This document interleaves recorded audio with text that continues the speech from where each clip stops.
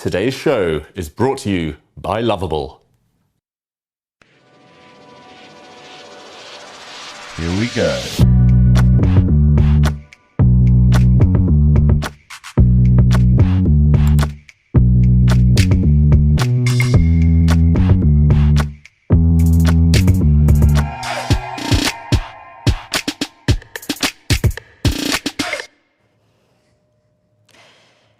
Here we go. It's game week 7 and there's a twist.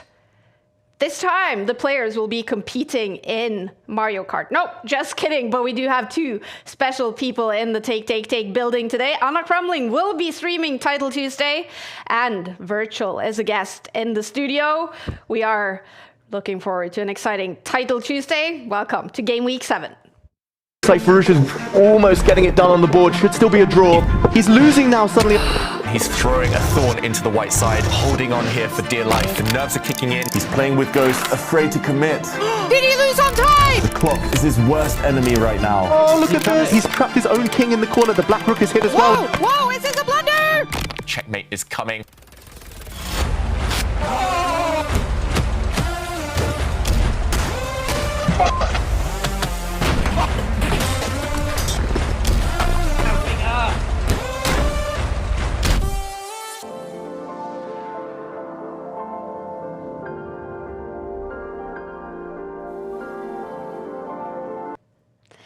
It's time for the most intense weekly tournament out there. Welcome to Title Tuesday. As always, to break it down to you guys, our regular pundit Grandmaster David Howell and our special guest today. His real name is Evan Iversen, but today we're only going to call him by the name you guys know him, Virtual. He's a YouTube star, he's an avid Trackmania player, and also a chess fan.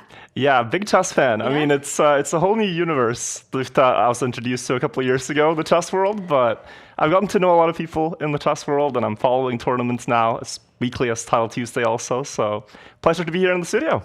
So cool to have you here. So excited to be commentating on Title Tuesday together with you. First, let's just talk about your background. So Trackmania, I've been doing my research, I've been looking at your streams, I've been looking at this game. It looks like so much fun. Trackmania, what is it? Yeah, so Trackmania is an online racing game. It is very different to what chess fans might be used to, but this is a game I discovered in my teen years and have played ever since and made a career out of making YouTube videos about. And then, 2023, I got invited to a chess tournament for people that don't play chess so much. And that's when I met Anna Krumling, and since then I've sort of gotten into chess as well as sort of another hobby. So yeah, it's very different, but we do compete, and we also compete daily, not weekly. So I'm very familiar with the aspect of competition. Here you can see a picture from the 17th of May celebration in Norway. So we're wearing traditional clothes, but yeah. Very, very cool to see the different aspects of competition, I think, in both games. I can always get behind like a good competitive battle in a game. Yeah. Yeah.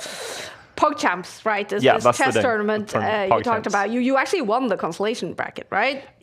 Yeah, well, yeah, but it was the consolation bracket, so it's not a full win, but it was fun. It was fun participating. You're a competitor, I can hear that. Yeah. And we did see the picture, of course, of Anna Krumling, your girlfriend, so we talked about this earlier today. You are Norwegian, so Magnus Carlsen becoming world chess champion in 2013, of course, makes the whole country hooked on chess. Yeah, that is when the chess hype here started. People started downloading the app on their phone and playing and talking about it, just like, oh, have you seen the game? And then, I don't know if people online know this, but every Christmas, this has become a family tradition for a lot of people. You watch chess on TV. It would be weird not to. Yeah. It's on all day, you watch it with your family, have some snacks. That's culture. Yeah. So yeah. I've seen a lot of chess before. It's fantastic. But then you met Anna. Yeah. And I guess a new introduction then for you to chess. What is it like now? So what's so interesting is like there is this televised chess that we see where you have all the names that people recognize, Magnus and Hans Niemann, and some of the drama that comes with the chess world. That's really awesome. But through Anna and also meeting her parents, Pia and Juan, they have told me so many stories from a completely different era of chess, that the chess before it was this big televised thing. And there are so many different players and tournaments they will talk about, the way things were done back then. And it's a whole different era. So chess is such a rich game with the history. 500 years plus of recorded history in chess, and the game goes back even beyond that. And it's so fun that we have this big battleground that has remained the same, where you can see how it evolves over time. It's something I can really appreciate. Oh, I agree, 100%. David, Trackmania, any good? No, any game other than chess, pretty much terrible. Well, from now on, it's all about chess. You did see Anna Crumling there. She will be streaming from the Dave Cave today. We're going to follow her games closely. And Anna arrived at the Take offices earlier today. Let's see what happened when she saw the Dave Cave. I don't get nervous because I'm the underdog in Title Tuesday. I'm one of the lowest rated people in the tournament. Every point that I get, I'm beating someone that's better than me, so that is amazing. I think doing content creation in general, it's one of those things that it's very difficult to be able to have it as your main job. I remember when I started, I was talking to my mom about it. She was like, Anna, just have fun. You know what they say, the 0.001% are able to make a living out of it. And it first started with 1 year, and then I said, Mom, it's going great, let me do another year. And then, Mom, it's going great, let me do another year. So I never went to university. So I think it was during that time that I proved her wrong, maybe. Hello, David. I have some instructions to kick you out of this room. Already? Are you going to crush Title Tuesday later? I am going to crush Title Tuesday later. That's what I'm hoping for. How many points do you think I can get in Title Tuesday? 10. David! Thank you, I appreciate it. Do you feel better when it says your name over there, or do you feel pressure? I'm a narcissist, so I needed to. Who came up with it? You? Yeah. Should I go in and show my YouTube channel and everything? Okay. Yeah. So, this is...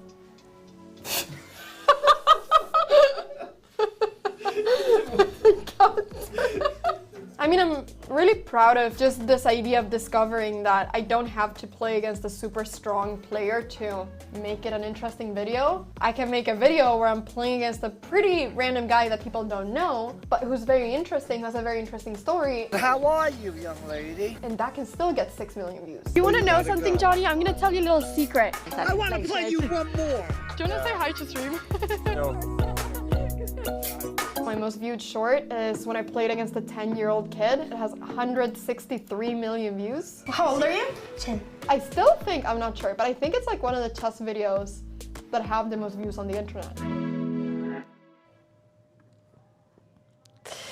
Well, Anna Crumling, you all know her as one of your favorite streamers, and of course a fantastic chess player as well. She's played 3 Title Tuesdays so far in the autumn split. Last week, she scored 5 points. And Virtual, living with Anna, what is she like when she plays these Title Tuesdays? No, she's really hyped beforehand. It would be like, oh, it's Tuesday, I gotta get proper dinner, we gotta get a proper warm-up, play some games before, get ready, and then she tries her best. There are a lot of high-rated players in the tournament, higher rated than Anna, so any points she scores, she's really happy about. You can hear like a triumphant roar in the other room whenever she wins. And also sometimes you will just hear a sudden, as a queen or a rook or another piece might be hanging. The typical chess emotions you go through in a game, I think. Yeah. She is ready in the Dave Cave. It's going to be so cool to follow Anna today. In the other room, the 2882. Well, no Magnus so far, but let's hope he turns up. Rumor has it Magnus will be playing Title Tuesday from the Take offices today. And that will be the first time, David, if he comes, that we see him since the baby arrived. Exactly. Magnus, we've missed him. Yeah. He did play Title Tuesday last week. Didn't go so well, didn't go according to plan, but nice to see him back. He played the Speed Chess Championship yesterday from the Dave Cave, where Anna's sitting right now. Yeah. So he's definitely getting the itch for chess back now. Exactly. We do see some other big names signing up. Jan Nepomniachtchi is ready. Daniil Dubo is ready. Bortnik is ready. Duda is ready. Where is Hikaru, though? Where is Magnus Carlsen? 5 more minutes to sign up. All right. If Magnus comes, and we hope he will, then we always have the opening challenge. You guys have been able to vote in this poll. And the opening he has to play at some point today, the sodium attack. Will that give him a big disadvantage out of the opening, David? It's definitely not the best move on the board. That's the reason it's not more popular. Maybe some of our viewers haven't even heard of the sodium attack before.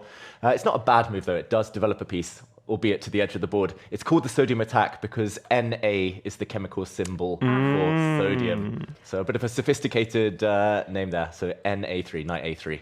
Looking at his other options there, I'm not sure if there really was so much that could have gone better. So probably he would have preferred the Polish opening, but not by much. No good choices here. But I'm glad our viewers are getting involved and voting, giving Magnus a helping hand there. Yeah, or otherwise. Or his opponent a helping hand. Well, Magnus Carlsen and Anna Kramling both playing from the Take offices today in Oslo. Players are logging on from every corner of the globe. We have seen Jan Pomniachtchi. He is playing. Let's hope to see Alireza Firouzja playing from France. Hikaru Nakamura, he's played all the 6 Title Tuesdays so far in the autumn split. Will we see him again today? And then, of course, a big question. Fabiano Caruana, Hans Niemann, who won last week. Will we see them play? Because they are playing the US Championships, David. Yeah, there's been a lot going on. The European Team Championship just finished today. The US Championship's ongoing.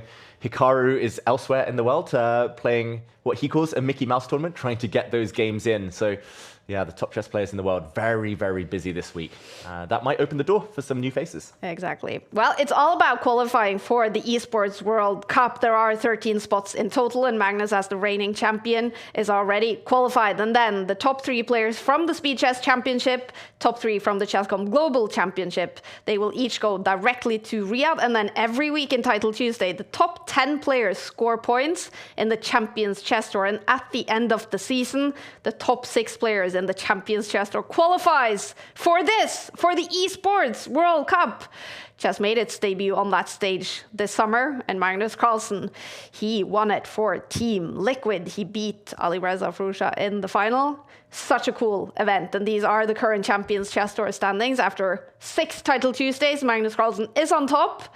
We have Alireza Firouzja in second, and right now, because Magnus is already qualified, it is the top 7th right now qualified for the Esports World Cup next year. But many Title Tuesdays to go. And who will win it today? We see Alireza Firouzja has joined. Do you have a favorite among the top players? I mean, it's going to be a boring answer, but of course it's always fun to watch Magnus. It really is. And to watch someone in any sport or discipline that is just, it feels like a tiny level above the others, to watch them thrive in excellence. I think that's really cool to see. Other than that, I mean, from what little I know about chess, some players have a very aggressive style, sharp style of play, and that leads to more interesting games to watch. So someone who's willing to like sacrifice all their pieces and go for an attack, like one of the Indian players, I'm blanking on the name right now, but he plays very aggressively. Is it Erigaisi? Yeah, Erigaisi was the name, yeah. He's fun to watch. Agree. We don't see Erigaisi's name on the list, but Magnus has joined together with Alireza Firouzja. You always pick top 3 players that we have to watch out for in Gameweek 7, David. Who is it? That's right. This week I've picked 3 names. Of course, it's Magnus. We're all so keen to find out how he gets on now he's a father. Nice to see him back here in the Take studio, of course. Next up, I've gone for Alireza Firouzja, who won last week. He was in great form. He's been fantastic in all Title Tuesdays. He was always coming second, third. Last week, he finally got his breakthrough. Last but not least, we have Anna Kramling. I've gone for an overall score of 52. She was asking you about that a little bit, like where the points come from here. But I do have a system. 90s, that's kind of the very, very elite. 80s, 70s, the other grandmasters. And I feel Anna, I think she'd be pretty happy to be in the top half of this event. So hopefully she brings her top form today. Yeah. Anna Kramling is in the building. She will be streaming Title Tuesday from the Dave Cave today. We're going to follow her We're going to follow Magnus. Magnus he has is arrived, here. yeah. Oh, always a relief to see Magnus here. He's won 2 title Tuesdays in the autumn split. Today he will be chasing another win. Last week, Alireza took the win. And look at this. The players getting ready. We see Jan Pomniachtchi, Daniil Dubov, Magzudlu. Lazovic is here. Let's kick off Game Week 7. Oh, what's happening here? And we've just seen a blunder from Fabiano. He forgot that there were knight forks in the air. There was a discover check against the White King. Fabi is just trying to flag his opponent. The black clock goes red. Suddenly, Fabiano, head and hands. He knows he's blundered. The Black King, the White Knight drops even, and there we go. And Fabiano wins with 1 piece remaining. The bishop, oh my god. Oh, so fucking stupid. Oh, bro. That's so ridiculous by me. Oh, and it's a blunder from Magnus Carlsen. Daniel Naroditsky takes down the world #1. The Black King is now going to march its way over, and suddenly White is winning. Hikaru Nakamura has blundered. The White pawn is going to promote in the corner. It's all about the A pawn right now. Hikaru has let it slip in his winning attempts. Tong only has a few seconds left. He cannot stalemate though. Here we go. Hikaru Nakamura is done.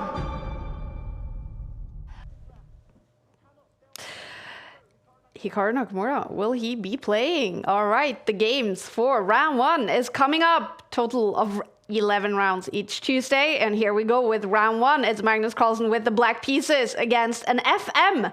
Punin from Ukraine. What are we seeing on the opening here, David? Yeah, still very early days here. Magnus with black has tried to play the Sicilian defense. White, though, has tried to gain all the space. Not playing with knights, not playing with pieces. Instead, going for pawn action in the center. Trying to extend, putting the pawns on dark squares as far as possible. Now bringing his knight out. Magnus is going to just lock the center and try to play on the flanks. Early days, but Magnus, I'm not sure whether he was late, whether he just was wondering what to do in the opening. He's quite a bit down on the clock already, and he might not have the type of position he wants. It's going to be a long, hard grind, this one. No easy ways out. One thing that surprises me here, and this is for my lack of chess experience here, David, isn't it a bit dangerous to push all your pawns on the king side here if you're white? Doesn't this at some point leave you open to an attack? Yeah, it can work very well, or it can work very badly. Yep. It can definitely backfire. And I think White would love to, at some point, kick away this knight. At the moment, it's not possible, as kind of the squares... Whoops, if my arrows can work. There we go. The squares are covered. The black rook as well would open up. So, as you say, you don't want to push too soon. You don't want to race forward before your pieces are ready. And Magnus, in the meantime, kind of expecting potentially a flank push. He pushes his pawns forward. And, wow, that's an interesting pose to be playing chess by Magnus's opponent. Yeah, he looks very relaxed here. I love that. Andriy Punin is lying down. He is playing Title Tuesday, Game Week 7. This is round 1. He is 38 years old, a FIDE master with a rating of 2289. He has played all 6 Title Tuesdays so far in the autumn split, so he is very, very fond of this format, and he scores quite a lot of points. He has a record in the autumn splits of 6.5 points. Impressive stuff, and especially if that's the way you play Title Tuesday. I like that. This looks precarious with the pawn push, as you said, David. The king looks very open to my eyes, but is it rather safe in the corner there, or no? Yeah, I think for now it's okay. It's high risk, high reward. As we mentioned, he's essentially saying the black knight is going to be pushed to a bad square. And wow, he jumps forward with his own knight. A bit surprised by that one. As you say, the white king is going to be vulnerable. He's going to hope to protect it maybe on the light squares with the bishop to dodge any checks here. But there are tactics in the air. Knight takes pawn is one idea. Since the white pawn is kind of overwhelmed here, it's overworked, defending a pawn, defending its own knight. But Magnus plays on the other side of the board instead, and Punin is... The evaluation bar does favor him, yeah. Yeah, looking good apparently, but I'm going to say it's complicated. And in practical terms, I would far rather be black with the safer king. Yeah. Is Magnus going to elect to leave his king in the middle rather than castle and keep that rook on the file towards the king? Is that sort of what his long-term goal is? That's a great question. I think knowing Magnus, he likes to kind of tease the opponent. He's like, wait, attack me in the center, attack me in the center. As soon as someone goes for his king in the center, he'll run away. So he might be keeping them one up his sleeve for later. I think for now, definitely the black king is happy where it sits. Punin is better on the bar, and Magnus is about to take under 3 minutes on the clock. Remember the format, 5 minutes for each players. No increment, that's the new format in Title Tuesday. And Magnus now has 2 minutes and 50 seconds left on his clock. Can that become an issue? Definitely. It's rare to see Magnus kind of in maybe a bit of trouble on the board, but especially lower on the clock in the early rounds. Normally he just trusts his instinct, blitzes through the opposition essentially. And here we go. He opens up a line. This could be very good for black, as we mentioned, or it could backfire. Now, after a recapture, the white rook also gets access to the H file, and there might be a pin if Magnus is a bit too slow. So, wow, a quick flurry of moves. We saw some trades. The black bishop captured the white knight, and the black knight goes back. He's playing a bit of a waiting game, Magnus. He's going to slowly bring his knights around to better squares. And you said it, Virtual. The white pawns might be overextended. The white king might be a bit weak. Yeah, that looks scattered. That looks like there's been, you know, an actual war in the middle of the board, and there definitely has. But for me, in these middle game positions, I really struggle to see like the long-term plans in the game. So like, as you said, this knight maneuvering. When you point it out, it's very obvious. Like, oh yeah, that looks nice, but. I think this is what I find really fascinating, is seeing all these long-term prospects that you might have towards the opponent. White does have the bishop pair though, and as more and more pieces, especially the queens, are traded off, doesn't that favor our player from Ukraine here, Punin? It should. That's right. Like, the center's quite blocked, so the knights at the moment have stable squares, but I'm very biased towards bishops. I fully agree, and not just that, but white has an extra pawn. It's hard to count here. It took me a while, but the pawns are so scattered. They're all isolated or doubled, but he does have one more than Magnus. So right now I'm expecting him maybe to start trying to improve his pieces. This rook kind of unemployed right now, not doing much. He can swing that over to either the center or maybe all the way across to a potentially open line. Magnus, I think he's just fighting for a draw on the board, but suddenly he's up on time, and we know how magical Magnus can be in the endgame. Exactly. And one thing I've noticed here also is I believe Punin is not using a mouse, but a touchpad on the laptop. Oh. And so as time ticks down, you could imagine that might be a little slower for each move, and maybe that comes into play. I'm not sure, but... I used to do that myself, and I had to give it up because I was too slow. Yeah. So touchpad, trackpad, it's a high-risk strategy, but it's nice to be relaxed. So relaxed he's horizontal, but... yeah, he's traded off one of those bishops, so I think that's a big gain for Magnus. No more bishop pair for Punin. How important is speed on the mouse for you in Trackmania, Virtual? Well, the speed on how fast you're able to click or move your fingers is quite important, but most players use keyboard, actually. Keyboard and controller, yeah. So that's, the mouse doesn't get much use in Trackmania. Some players actually use it, but it's very rare. But in chess, I know it's everything. You got to be precise. Like, some chess players could be very good at other video games because of their mouse speed. Oh, that's interesting. Yeah. Yeah. They actually practice it, right? Well, Magnus is playing with the black pieces here. He's up on the clock. I guess the game could be turning in his favor. Also playing a game now in round one is, of course, Anna Crumling from the Dave Cave. She's in trouble. She's playing a very strong IM, and he is in a winning position right now. And Anna has 10 seconds left on the clock. I'm keeping an eye on that as well. Can she turn it around? You also mentioned another of your favorite players, Arjun, with his aggressive style. He's also playing with the black pieces here in round one against Ginger GM, Simon Williams. So that's a cool game as well. But this one, it's heating up because Punin now has less than a minute on the clock. Is he about to get into trouble against the world number one? It's definitely gone wrong for Punin. He had the advantage. He was 1 pawn up. Now he's suddenly 2 pawns down, but he has counterplay. This rook is attacked. If the black rook moves, then the white rooks, they're both ganging up on the pawn in front of it. The black king would then come under serious fire here. Magnus has no checks, so Magnus might be forced to sacrifice this rook for the bishop, maybe bring his knight to the center just to defend a pawn, and no quick flurry of moves instead. And we see, blunder there from Punin. Magnus now can simplify to a rook and pawn endgame. He's got 2 extra pawns. He should now be winning. Magnus doing Magnus things here in round one. Massively better now on the board. With your chess level, Virtual, are you able to sort of see the win for Magnus here? Well, I'll be honest and say no. I like it, if I traded off the rook with the pawns and the king, I feel very confident. But there's still work to do, you know. You gotta advance very slowly here. upwards, but it looks like he's getting it done. This should be trivial for him. Yeah, both players smiling, by the way. That's a nice sight to see. Punin maybe won't be smiling for too much longer. There we go. The pawns are advancing. As Virtual says there, you have to do it step by step, really slowly. One pawn might be sacrificed as a decoy. It's going to be this pawn far away from the white king that's going to crown the victory for Magnus. Punin, the clock is red. Let's turn sound on Magnus to hear him talk to his viewers. Standard from here.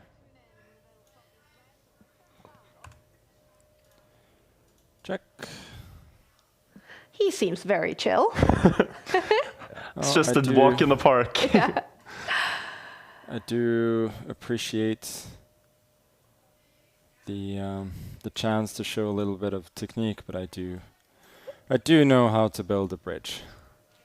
Just here, this is what it's called, building a bridge. Now the rook builds the so-called bridge and allowing the king to come back and the rook to block. There it is. It's a win for Magnus Carlsen. In round one, Punin. Does he lose on the clock and on the board? Simultaneously. Yeah. Black was about to make a new queen with his remaining pawn, so it was game over. Very interesting game there, but Magnus ultimately, in the end game, always seems to come out on top. Jumping straight into this one still. Round one, Daniil Dubov with the black pieces, playing Avzar. What are we seeing? Wow, and white is totally winning. White's pawn is about to become a new queen, but look at the clock. He's down to just a few seconds left. I think the clock froze there. We will get an update any second. Avzar, one of the Turkish wonder kids. So many of them these days. He's got 2 seconds to deliver checkmate. The king's in the corner. He doesn't. He stalemates him instead. Daniil Dubov escapes. Ooh. Stalemate to end that game. Wow, Daniil Dubov, one of the favorites every week in Title Tuesday. He gets lucky. It's a draw against the 15-year-old Avzar. All right, he was about to win though. Do you think he's actually disappointed now, the Turkish youngster? 100%. If he had one more second, he would have given checkmate, but he had to pre-move due to the clock, and that's why that accident happened. Wow. All right. Well, round two is starting, you guys. Magnus Carlsen will have the white pieces. One name missing on the list today. Huge shock. Hikaru Nakamura is not playing. Why can that be? Oh, I think we'll talk about it in a moment. Maybe we can jump into Magnus because he's played the Sodium attack. Oh, let's see it. Oh, this is the fan-voted opening in the game. Knight A3. Have you ever played this, David? Not when sober. I've never played this, I think, in a serious game, that's for sure. Maybe in a blitz game. I once tried to play every single move, every single one of White's possible first 20 moves. But yeah, not to be recommended because this knight looks rather silly. It would far rather be at home. But Magnus is trying to justify it. He's trying to bring his knight now closer towards the center. And yeah, this is going to become a very interesting game. He's up against a very strong player, I've got to say, Sahaj Grover. And Magnus, he's now transposed into what looks like a Sicilian, just with a very oddly placed knight. And that's why it's much better for Black right now. And there we have Mr. Grover joining us from India. He's 30 years old, a grandmaster. And he's only played one Title Tuesday in the Autumn Split. Only scored 3 points. So he's got something to prove. He is much better here against Magnus. Oof, one knight on the edge of the board. The other knight kind of stepped forward, peeked his head out, and then had to retreat back to its starting square.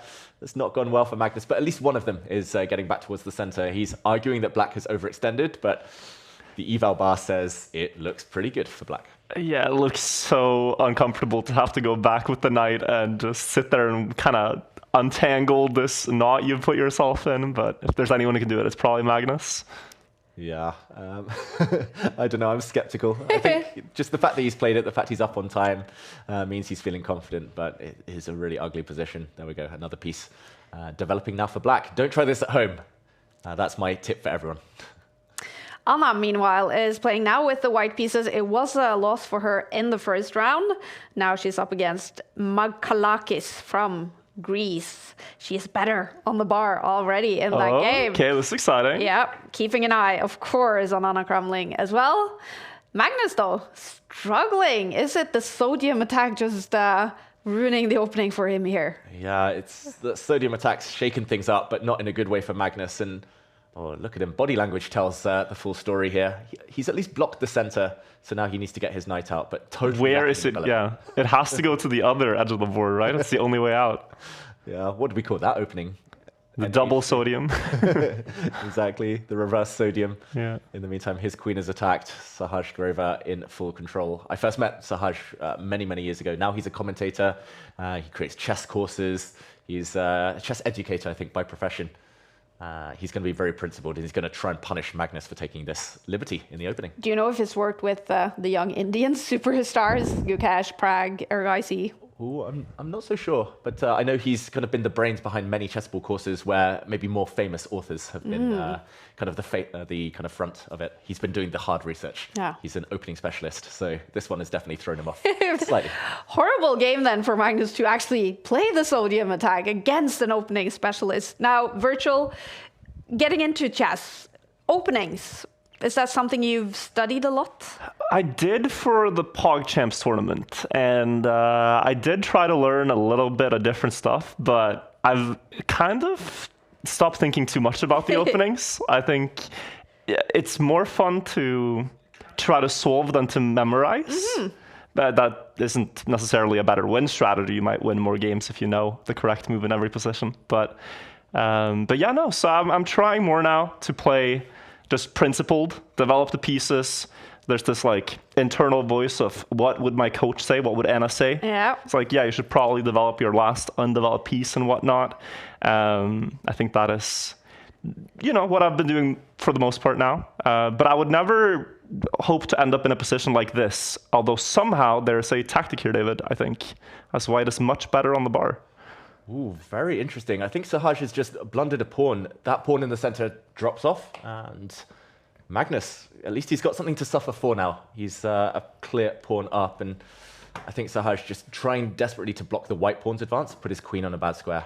So pawn advantage for Magnus. Not just that, but the white knight can actually come out to a healthy square. Shaking his head, he realizes there might have been a blunder there. Magnus, with more than 3 minutes on the clock, massively better here in round 2. A total of 11 rounds each Tuesday before we announce the winner. And this is very classic Magnus Carlsen. He's done the hard work, he's won a pawn, so now he's going to try and force the trade of queens.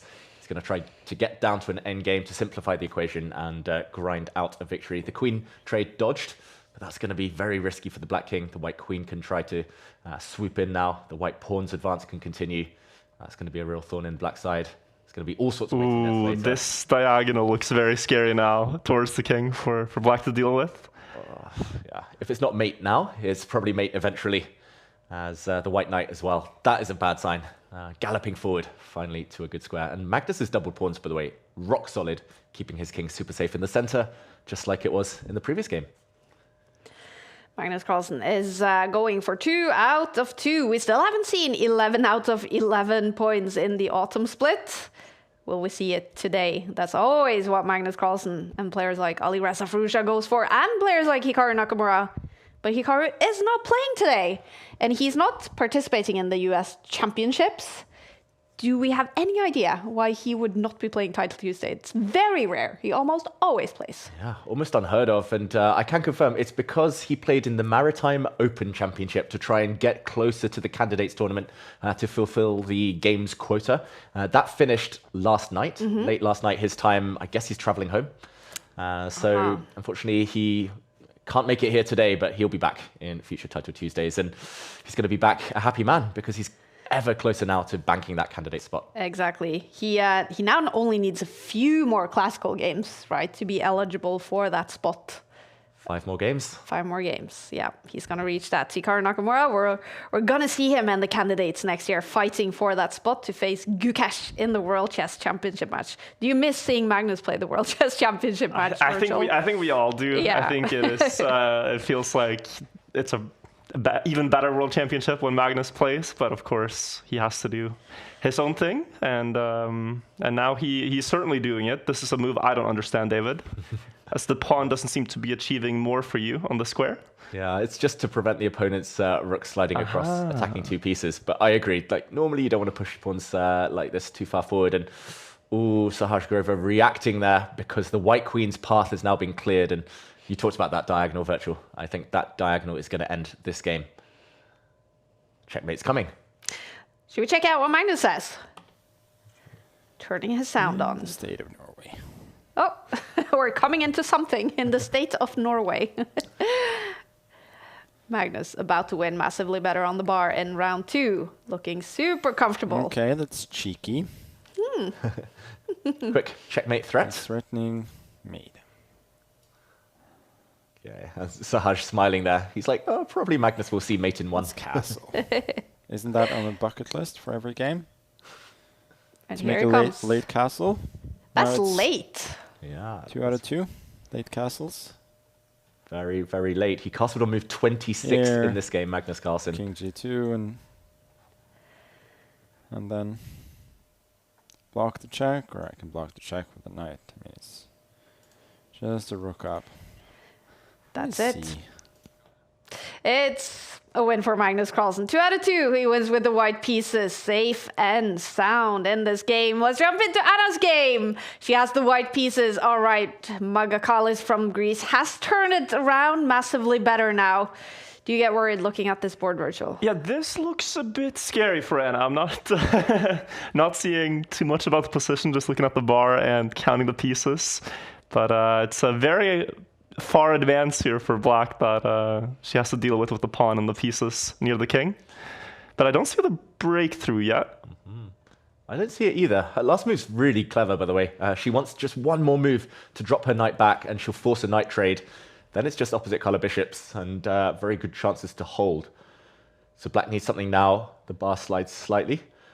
This pawn is hanging, so I'm assuming a knight trade now by her opponent, and he's going to grab this pawn. So yeah, material advantage, but she's going to blockade on the dark squares. If she can survive somehow a bit longer. Ooh, that's a blunder. The black rook's going to slide and win that bishop. Instead, the pawn pushes, the queen trade, and the pawn avalanche is going to begin. This looks unstoppable. Maybe only chance to start playing very fast and try to deliver a lot of checks, but I think the longer this game goes, the scarier it is for Anna. It's 15 seconds versus 20, though. I mean, at my elo, anything can happen, but maybe not at the level of Title Tuesday. We'll see. Ooh, that last move might be the clincher. She's allowed a nasty discovered check there against her king. She's defended really, really well, but it's falling apart now, and a check in the corner might just end this game. The bishop's coming in, the pawn's promoting. Okay, he's still struggling, and for a split second. It was okay again, and now the pawns are blockaded on dark squares. She can liberate her rook. She's doing well again, Anna. Or it's a flagging battle. It's a flagging battle. Come on, 3 seconds. The rook is hanging. The rook is hanging. But it's all about the pre-moves. She just needs to take the last pawns, and 1 second for Anna. The queen appears. It's not enough. I thought we might save that. I thought we might save that. Oh, I thought we might save that. I really did. Very close to a save as well. Yeah. But yeah, you gotta try these tricks, right? It's never over until either the time's up or checkmate's on the board. That was really impressive defense from Anna. I've got to say, like, just 1 or 2 seconds away from saving that game, which looked almost hopeless. Okay, it's a tough result, but she should take some heart from that. Exactly. Let's see if Anna can make a comeback in round 3. So far, 2 losses for her, but some impressive defensive play there. In the end, round 3 is about to start. We did see one shocker result in round 2. Alireza Furusha lost to an 18-year-old FIDE master. Not a good start for Alireza, who won Title Tuesday last week. Magnus Carlsen, though, great start. 2 out of 2 so far. We see many players still on 2 out of 2. And in the next game, we have Madavi against Magnus. Ibarra against Jan Nepomniachtchi. Lazovic faces Dura Bayali. Many cool games coming up. We will jump into Magnus's game, though. He has the black pieces against an international master. Okay, early days here. Magnus, he's probably glad to be done with the sodium attack. So he Playing can play something more normal, yeah. Exactly. That being said, it's high risk again from Magnus. He's played the modern defense that pretty much allows white to occupy the center, and black plays on the flanks instead with some pawn pushes. It's modern because back in the old days, classical chess, it was all about fighting for the center. And it was a group of grandmasters a few years back who decided, okay, you can kind of curl up into a ball, kind of bring the opponent onto you and try to counter later. And Magnus, he's definitely not going to castle in this game either, because that would be walking into the firing line. Instead, he's going to try and slowly develop his pieces and strike back when the time is right. very interesting. This is his anti-young player chess repertoire. Reza Mahdavi, he is a 17-year-old from Iran, international master with a FIDE rating of almost 2,500. Impressive stuff, but on Chess.com, the Blitz rating is 3,115. Really, really good in this format, and he loves Title Tuesdays. He's played 5 game weeks so far, and he scored 8.5 points in game week 4. But struggling here against Magnus. Yeah, just this last 2 moves, I was going to say, you go back, I go forward. The white knight retreated. That allowed black to break in the center, and we talked about the modern defense. You don't normally get this opportunity to put pawns in the center, backed up by this beautiful battery of bishops. The bishops are poised. If the center explodes, which it's guaranteed to do now, they are going to be wreaking havoc on this board. Knight takes pawn would also unleash the black queen to take an undefended pawn with a check. This has gone very badly wrong in the last 2 moves for Mahdavi. Oh, and the trades here, yeah, like both kings are now staring at each other. It's wide open. But you said this favors black more than white. Is that because white has sort of overextended, as you said? And black maybe can tuck away their king better? Exactly. Yeah. And, I think it's all about the first check. White can't give a check now. Black's going to get the first check in, and then black's king's going to run the other way. As you said there, the king will be tucked perfectly, and white's king will be struggling to survive. If you could just throw this knight out the way, if you could put it anywhere else, white would be fine, because the white king could castle towards the queen side on the left flank here. But unfortunately, that one piece gets in the way. And temporarily, Magnus is up a pawn as well. He just captured in the center. And yeah, Mahdavi, he's terrified of this check. Understandably. Yes, that looks terrifying. Magnus with the black pieces. Anna also playing with the black pieces in round 3. She is up against a candidate master from Italy. Marshaish is his name, and she's better. She was actually just much better. All right, so Anna is taking some confidence from the very good finish she had to the previous game. Let's see if she can make a comeback much better on the bar now. Magnus is also much better in this game. Is it going to be a quick win? Ooh, it might be. It might be over the next few moves if Mahdavi cannot save some pawns. The only way to stop that scary check was for the white queen to come in and trade off for the black queen when it landed, but that has allowed the black knight to fork a couple of pawns now. Both very tasty. Not sure even which one to capture first. You could kind of make an argument for both of them right now, but a pawn advantage for Magnus in an endgame when his opponent's pieces are pretty terrible.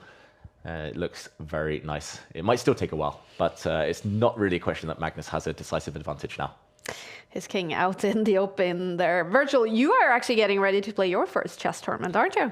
Yeah, so I made a bet with some of my friends, and we were all kind of the same level. We're, you know, around the 1,000, 1,100, 1,200 Chess.com rating, and we were just like, we play a lot of chess for fun. We play over the board, we go to a chess bar in Stockholm and play a bit there, and it's just like, let's sign up for a tournament. So we've decided we're just going to play an open tournament, classical, and try our best, and just kind of like a fantasy football league. Whoever does the worst has to do some type of bet. We haven't made up what the punishment should be, but just for fun to see how it goes. Fantastic. And none of us have played a chess game that lasts longer than 10 minutes. So it's going to be very different. People always say like, oh, it's so calming. It's so...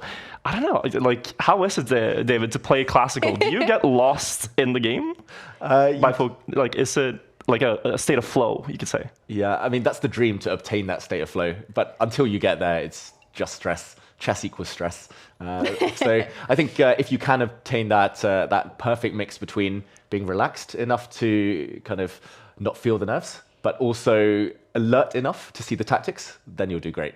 But yeah, I'm glad you're jumping in, and very relatable for a lot of people at home who constantly think about jumping in and playing these tournaments. It's nice to see you taking the leap. Yeah, I know, you just gotta try. I mean, it might go horribly, but you know, you learn from each game, each mistake, I'm guessing, and hopefully get better over time. Like that's the only way to improve. I'm assuming it's by taking a lot of defeats in the beginning and then working from there. Exactly. Every grandmaster's lost thousands of games. Right. So yeah, the journey has to begin somewhere. Very inspirational that you're doing that, and you do have a good coach at home. Is that she helps. helping you getting ready for yeah, it? that helps. She's helping them too, by the way. So we're all getting help from Anna from the tournament. So we'll see who pays the most attention. Yeah. That's we'll find out. Fantastic. Anna Kramling is streaming Title Tuesday from the Dave Cave. She's struggling now in round 3. Marchesic has been able to turn it around, but she had a fantastic finish in round 2. Can she do it again? In this one, Magnus Carlsen is better, and he just looks very comfortable. Yeah, Magnus, he's the master of the flow that we were talking about. He's always super chilled, super confident in his abilities. But this position, not as easy as it earlier might have looked. Suddenly the white rooks exert quite a lot of pressure on these lines. Watch out, there could be some sacrifices. Knight takes pawn is in the air, allowing the white rook to step up with a check. The black knights might be vulnerable in that variation as well. Magnus is a pawn up. They are connected pass pawns, so on paper he should be winning. But these next 3 or 4 moves will be critical. If he can't find a way to press the advantage now, it might totally disappear. Yeah, the engine is arguing that he's not as good as he earlier was. But it's of course very hard to see this when you're down to 1 minute each and the game can turn into chaos. Ooh, that's a clever move, trying to deflect away the black knight from the protection of this pawn. Magnus defends it. Again, if he gets just 2-3 more moves now, if he steps his king forward, dodging any checks, if he gets this black rook in the corner into the game, he should be winning clock advantage as well. Should play a part. But very impressive fight from Mahdavi, who was pretty much lost after 10 moves. And he's still making it difficult for Magnus Carlsen. Still no clear way forward. Impressive stuff from the youngster from Iran. A lot of questions in the chats. Oh! Things are flying. Oh! Should not have let that black rook in. That's a check. The white king is going to struggle to defend its pawn. If it steps forward, you might see the other black rook start to do some lining up here. This is not good news for Mahdavi. Alireza Mahdavi, I should call him, even though his first name's Reza. He's razor sharp, just like his former compatriot. A lot of questions in the chats. Is that virtual I'm hearing? It is a known... It is indeed. Yes, it is indeed. We have virtual as a guest here in the studio. Known to many for streaming, for being a YouTube star, for playing Trackmania. You have a lot of followers on, well, all channels. 1.18 million subscribers on YouTube. That's incredible. And also the boyfriend of Anna Kramling streaming today. So we still call you a streamer, a Trackmania player, but also a chess enthusiast. And chess enthusiast. That's a good That's word. my title. Yeah. I'm a CE in chess. Oh, I like it. Yeah. I like it. I'm going to take that as well. Finally, Chess I have enjoyer, a chess title. yeah. Chess enjoyer. That's very nice. And Magnus is enjoying this game. Less than a minute on the clock. Is there any chance this game can explode? Oof. It's hard to see any real hope for Mahdavi. He's just got to survive move by move. It's a cliche in chess. You just got to cling on, not let your opponent knock you out immediately. And I'm looking at the move maybe to bring the rook up to the center to defend this pawn, which was hanging. Instead, he gives a check. The bar slides the whole way now. It's completely black. And that's because the white knight is a bit offside, needs to retreat. And Magnus, he's single-mindedly ganging up on this pawn, trying to trade rooks as well. 9 seconds, the clock going red. That might spell the end for Mahdavi. He's still fighting, trying to land some checks. But the black rooks are going to give checks first. This is almost over now. 8 seconds, not going to be enough. Red clock for Mahdavi. Huge trouble on the board, on the clock. He looks chill though, focused. Can he save it? Probably no hope. Magnus about to go up. 2, 3 out of 3. Mate in 10. Can you see a mate in 10? I cannot, but this looks dominant, and if he can't deliver the checkmate, just timing out your opponent should be enough here. But I think he is looking for the cleanest win, and the resignation comes. Magnus wins his 3rd in a row. Solid stuff from Magnus Carlsen. Very impressive. He didn't even need 10 moves. He found a mate much quicker. He was about to deliver a mate on the edge of the board. And there we see Eric Rosen taking down Pranav, a former world junior champion. Eric Rosen, the streamer. Wow. Yeah, banging form these days in Title Tuesday. Some great results in recent weeks. Incredible stuff. International master Eric Rosen, known for streaming and also fantastic results in Title Tuesday. He goes up to 3 out of 3 to join Magnus Carlsen. Eventually, it was a loss for Anna in round 3 as well. Is she able to put those losses behind her and look forward? What is her mentality like? I mean, losses in chess get to you, I think, any person you are, but Anna's whole mindset around chess is that she just really enjoys the game. So she can easily put that behind her and then focus on the next one. And typically in Title Tuesdays, it will be like this because she gets paired against really high-rated opponents in the beginning. Then after, a couple of losses, she might get paired against people more her level, and then it's a really good sprint near the end. The good momentum is typically what I see when I watch, but we'll see. Hoping for the best. Exactly. She is, of course, one of the lower-rated players in Title Tuesdays. We do have super grandmasters playing every week. She's also one of only few women. So far, only 109 women have participated in Title Tuesday in the autumn split. Let's hope for more. Anna is one of them, and that's fantastic. Round 4 is about to start. Magnus is playing Vokhidov in the next round, so that's a tough opponent here for Magnus in round 4. Very tough. Vokhidov was part of the Olympiad winning team of Uzbekistan a few years ago. He's super strong, very, very well prepared. Did decently as well in the Grand Swiss recently. And Magnus, he's started to play more mainstream openings, a sign of respect. He knows how strong his opponent is. He's gone for a Reti opening, the White Knight coming out very early, not trying to occupy the center directly, just kind of having some little influence here and trying to ask Black a question. Are you going to take me? Are you going to step forward? Either way, the pawn structure will become defined, and Magnus is going to hope to give his opponent so many options that he burns time on the clock. But it's Magnus who's actually lower on time right now. Wow. 4 minutes. Remember, they have 5 minutes on the clock each. No increment. Samshidan Vokhidov is from Uzbekistan. He's 23 years old, a grandmaster with a FIDE rating of 26, 40 number 86 in the world. He is called Shield 12 on Chess.com with a blitz rating of above 3,000. And this is only the 3rd Title Tuesday he plays in the fall. In the autumn split, last week he scored 7 points. And now the question is, can he beat Magnus Carlsen? A reaction on his face, though. I wonder what that reaction was about, because he's been playing very logical moves, very healthy moves. He's advanced his pawn, allowing some trades. Maybe he was wincing at the fact that bishop takes bishop. He had some ideas of pawn takes knight and it didn't happen, some tactics. Now, maybe he's wincing at this, the fact that his central pawn drops off in exchange of pawns, but maybe not the pawn he wanted to lose there. And yeah, the position's simplifying. Normally a good side for Magnus Carlsen, and I think especially this bishop is happy about recent developments. Yeah, that bishop again looks very strong. Somehow the pieces just end up on the exact squares you want them when it's Magnus controlling the side playing. Yeah, you said it in a previous game, that diagonal, it's the key diagonal again. Yeah. Magnus is just fianchettoing, putting his bishops on these diagonals game after game, and it's been working out so far. Yeah. We were talking about during lunch the other day, what moves in chess would be what we call goals in football, you know, the beautiful goals. Because in chess, for me, it's difficult to react to, you know, maybe a small move, a piece just moving 1 square, but those pieces moving the whole diagonal, or a queen moving the entire board. That looks so beautiful. That looks like a goal, even if maybe it's not. Yeah, I think also the special moves, like when you sacrifice a piece for one that is less worth, or the queen, you sacrifice the queen, could be considered a goal. Some type of beautiful tactic that makes no sense at first is always really satisfying when you see the theme. These kind of things is what makes chess so beautiful.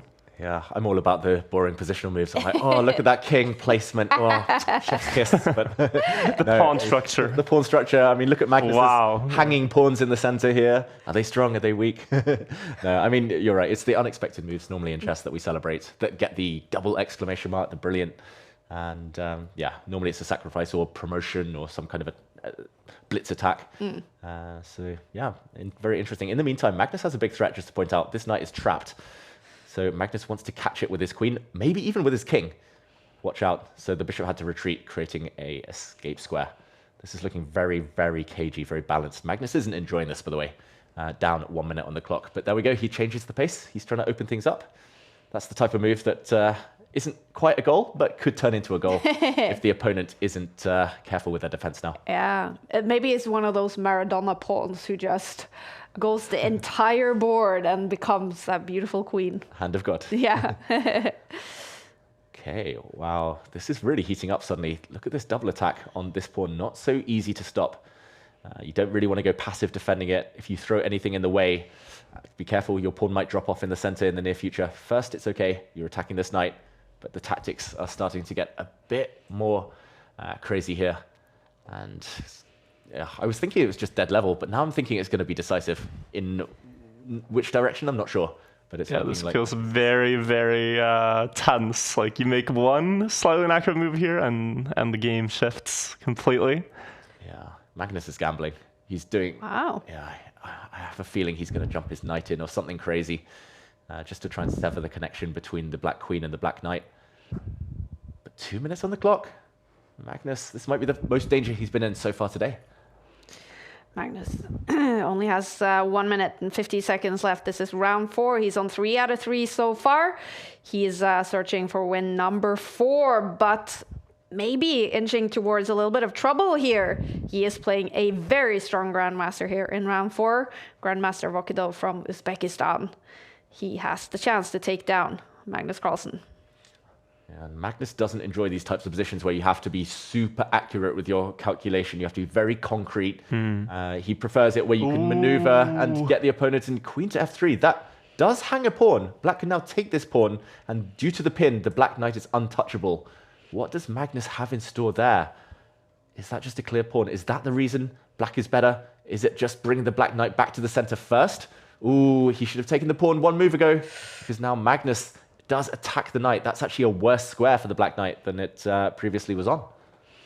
And there seems to be some tactic stuff here if you could somehow capture the bishop. Oh, no, wait, actually, no.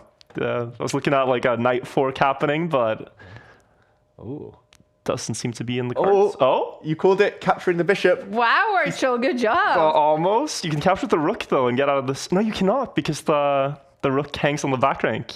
Yeah, and we saw a reaction from Vokhidov there, because due to that little flurry, Magnus now has a knight and a bishop for a rook and a pawn. A knight and a bishop normally worth a lot more, especially how strong the white knight is right now. The white rook's going to step back, try to go across, and all the black pawns are on dark squares. They're big targets. Magnus has a winning advantage. And I do want to say I didn't spot all of this. I'm not going to try to take credit for this. Your instincts. It's chess player instincts. No, interesting that it ended up this way. And yeah, you said, so typically you would want to have the 2 pieces here, but is it not easier to coordinate the 2 rooks? Yeah, as long as they have targets. Yeah. Actually, the dream for black is to trade off 1 set of rooks. Because with pawns on both sides of the board, a knight is a short-range piece. A bishop sometimes struggles to stop pass pawns. If Vokhidov could trade 1 set of rooks, he will save this game, at least. But yeah, for now, the problem is the black rooks. One of them does a good job attacking. One will just be a purely defensive piece, and they don't have anything to attack. Everything's defended in white's camp. But this is at least a lot more clear from Magnus. Like, this might be something he enjoys a lot more than the previous position he mentioned. Yeah, 100% agree. Clear plan. The kind of stakes on every move are a little bit lower, so he can afford 1 or 2 smaller kind of maneuvering moves, inaccuracies. Well, he's just going to sit on this position. Look at that black rook in the corner. Super passive. This is torture for Vokhidov. Slightly better for Magnus Carlsen. He has less time on the clock, though. Less than a minute left for Magnus Carlsen to secure win number 4. And you think right now it's going to be a Magnus win, David? If he had more time, yeah. I don't know, it's borderline. If Magnus had 1.5 minutes, I would say he wins this. 1.5 versus 1.5, I think he wins it 80, 90% of the time. 45 seconds, down 20 seconds. You need a breakthrough, and he's going for it now. Magnus, that wasn't correct according to the eval bar, which now says level. I'm assuming black's going to try and take this pawn twice. You have to get as much off the board as possible. But it's a bit shaky. Suddenly the knight not defended. Maybe could get hit by a rook. Could get hit by the black king. And this one, the most natural move, but a blunder because of this check. Vokhidov had to remove that pawn from the board, and now the black king is cut off in the kill zone on the back rank. And he saw it instantly, Magnus. Did not hesitate. Yeah, and it's unfortunately almost over now. I think you can check. You're going to take this pawn with a check. You're going to make a new queen. Game over. Vokhidov's about to resign. Magnus celebrating. Leans back and lifts his hands in the air. So his hopes of saving this should not be very realistic. I do actually hope for a rook trade here, so we could have the bishop and knight mate, just to see the execution. But is he going to do it? Oh, okay, no. That would have been a fun one. I think if Magnus had a bit more time, he might have showed us that winning technique. Yeah. But he knows he doesn't need to. Okay, no b5, it's just mate. It's looking good for Magnus Carlsen, and there it is. It's another win, 4 out of 4, and this is a big one. He beats Vokhidov, the Grandmaster, jumping into this still round 4. Anna Krumling has lost 3 games so far, but she's played some good moves. Oh, this is a flag though. It's a flag. 1 second for white. 1 second. Anna wins. Oh, she wins on time. White mate in 9 on the board for white there, but Anna somehow ekes out the win with 5 seconds remaining.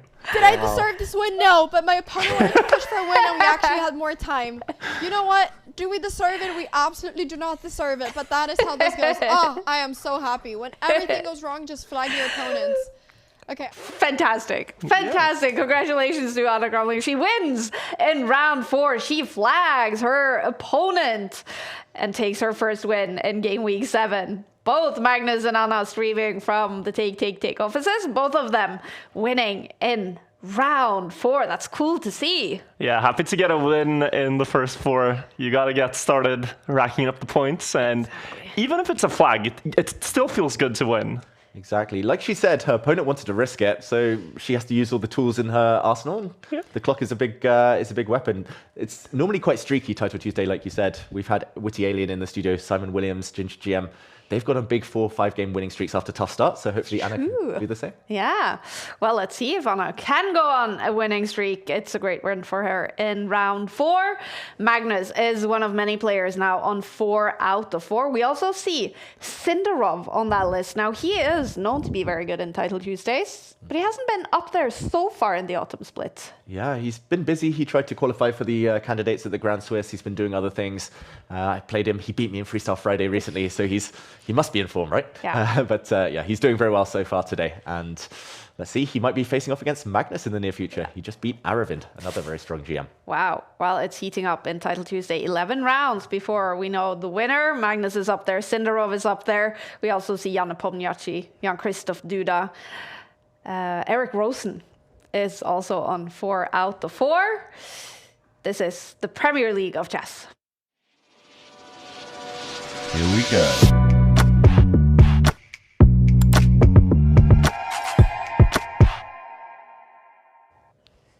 So many cool games so far. We've seen time troubles, we've seen great moves, we've seen blunders. Let's dive into the first action replay. This is the action replay by Lovable coming very shortly. I don't know which game we're gonna. What's been the favorite moment so far? Ooh, Anna winning on time. Yeah, yeah, probably. We'll see what the. I don't think it's that one. This is today's action replay by Lovable. It's the round 2 win for Magnus Carlsen against Grover, and that was a good win for him. Yeah, it was a good win considering Magnus was listening to you guys out there, the fans. He played the Sodium attack. Not the best opening in the world. Had to ride out the storm. Had to weather a pretty bad position, but ultimately got the job done. And it was here where Sahaj Grover started to go wrong as the Black King kind of castled into the attack. White started pushing pawns on the flanks, and Magnus later profited from a blunder. The black pawn in the center, super important. And ultimately, the end of the game, some sneaky checkmate threats, but Magnus was never really in any danger. He never lost control. Exactly. It ended up being a lovely win for Magnus Carlsen in round 2. Lovable is the presenting partner for Title Tuesday. It is such a cool app, you guys. Anyone can now create apps using Lovable, and they are the presenting partner for Title Tuesday.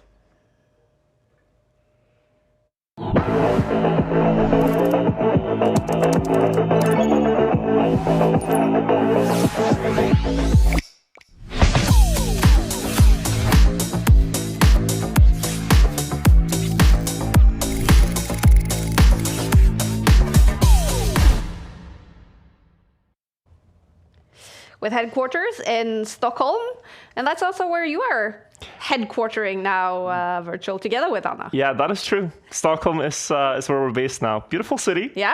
I gotta say, I gotta give the Swedes some credit. I do do a lot of jokes about the Swedes on my streams, but it's a nice city. I agree. Now, that's where you live, but Anna's been traveling so much lately. She's traveling to all these big tournaments. She had her US sort of road trip. Do you join her for all of that? For all of that, no. I mean, at that point, my own community would be missing me because she is a globetrotter. It's like, oh yeah, I'm going to Mexico next week, and I'll be in South Africa, and it's a full-on global tour she's doing, traveling the world, playing chess against people on the streets. I join for some of the tournaments sometimes, and I'm there as sort of like just a cheerleader, backup support, and it's fun to see the world itself, like with, you walk into this room and you just hear the sound of 300 people in silence, no word spoken, but the pieces moving and the clocks slamming on the table. Very intense atmosphere. Walking around in a playing hall like that. Yeah. From environment you are very familiar with, David. Yeah, I miss the sound of silence sometimes. I talk too much. Sometimes I'm like, oh wait, maybe I should actually go back and play because it's unique, the kind of chess ecosystem and the tournament environment. I agree. That's one of the things that I fell in love with chess as well. Just the intense atmosphere in a room where several of the brightest players in the world are just thinking. You can hear them thinking. In some way, yeah. And there aren't many rooms in the world where you'll see like 300 people now that are sitting in dead silence, not on their phones, no screens, just like presently thinking, being aware of something in front of them. It's maybe more and more rare now, so it's nice that we still have that. I agree. Yeah. We do love chess. We do love over-the-board chess, but we also love online chess. Title Tuesday is the Premier League of chess. This is the autumn split, Game Week 7. The players are fighting to qualify for the Esports World Cup through the Champions Chess Tour. So each week you score points towards the Champions Chess Tour. The winner gets 10 points. So far, Magnus Carlsen is on top of the Champions Chess Tour standings. Will he win today, though? We don't have Hikaru Nakamura playing today, but we do have Alireza for Russia. We also don't have Hans Niemann. Is Magnus just a huge favorite to win it today, David? I think on paper, he's won Title Tuesday so many times now, second only to Hikaru Nakamura. He's always going to be the favorite. But Magnus versus the field, there's a lot of other players who could upset him on their day, starting with Liam Ley. Liam Ley, he is a fantastic player. He's actually one of very few players in history who has made 11 out of 11. And he's up against Magnus in round 5, starting any second. Magnus with the black pieces. These two have faced each other many, many times. And here we go. Yeah, here we go. It's early days here. We've transposed into the Queen's Gambit declined. Magnus now takes it to the Slav defense, which is signified by these pawns especially. He's built the triangle system. These 3 pawns in the center, rock solid. The bishop on c8, not so happy about this. Blocked. That's why Magnus now pushes a pawn. He's going to fianchetto it. He's doing this every single game, putting his bishops on these long diagonals. Super consistent from Magnus Carlsen. But so I think what sets him apart from the average player is that he will put the bishop there, but then in, 10 moves, 15 moves, that diagonal will open for him and he will be able to use it in an attack, whereas players my level might put the bishop there and just have it stare at a wall the entire game. It's I know the feeling. It's the thought behind it to see it develop through the course of the game, I guess. That is incredible. And he moves his pawn, Magnus Carlsen, up against Liam Ley from Vietnam, 34 years old, a grandmaster with a FIDE rating of 27-29. He is number 21 in the world. His peak came in 2024 with a rating of 27-41. Still an incredibly good player. He has a lot to focus on, though, isn't he? He's still the head of chess or something like that at the school in St. Louis, college. That's right. At Webster University, he's the head of the chess program. He took over after Susan Polgar, which are quite some shoes to follow there. And Liam Ley, he's very popular. Anyone who meets him, he's so respectful, so into the chess. They call him the professor because he seems to know it all. And he's got this very classical style. The Vietnamese chess school, normally they're very wild attackers, but Liam Ley, it's very kind of step by step. It's all measured, it's all well planned, all thought out. And these two, I remember them playing against each other back in 2001, 2002. So they've known each other since they were kids. The professor also reminds me of a TV show. X-Men, no. No, it's Spanish. Oh, Casa de Papel. Thank you. What's it called? Money Heist. Heist. Yeah. Casa de Papel. Yes. I could never do the pronunciation justice, but yeah. And I, of course, highlighted Spanish because Anna is half Spanish. Yeah. Do you see a lot of her Spanish heritage? Well, I've learned more and more of the language because her father, Juan, doesn't speak so much English. Ah. So their entire family speak Spanish with each other. Really? Yeah. So sometimes at the dinner table, it'll be like a translation between 3 different languages, between Swedish and Norwegian, and then it goes to English and then to Spanish sometimes. So it's, Wow. it's a full, full Duolingo class sometimes at dinner. And speaking of, father-in-law, the mother-in-law, Grandmaster Pia Cromling, what is she like? Yeah, she loves chess. You might be able to tell, but no, really, it's... she's clearly in the place she should be, doing chess, traveling the world, playing chess as well. And I think also very proud to see Anna picking up something that has to do with chess. That has to be the best thing that could happen. Yeah. Yeah. It's fantastic to see how they always support each other, Anna and Pia, with their chess. All right, we're following round 5 game. This is Liam Le with the white pieces. He is better against Magnus. Much better. Much better. And this is a case of Magnus again going for a pawn structure we've seen before, the hanging pawns. But this time, the pawns are clear targets. They can't really step forward. The squares in front are well covered. Especially this pawn in the center now is threatened. White wants to take off one of the defenders, the knight, and then win the pawn in the middle. Magnus, he might have to accept being a pawn down in some shape or form, but he needs to simplify the equation. He needs to get down to an endgame that he can maybe hold. It's just tough. It's ugly. This white queen is super strong. Combining with the bishop, queen on light squares, bishop on dark squares, Magnus in trouble. He's up against the World Blitz champion from 2013. Liam Le is no easy man to beat. He has scored 11 out of 11 once in his Title Tuesday career.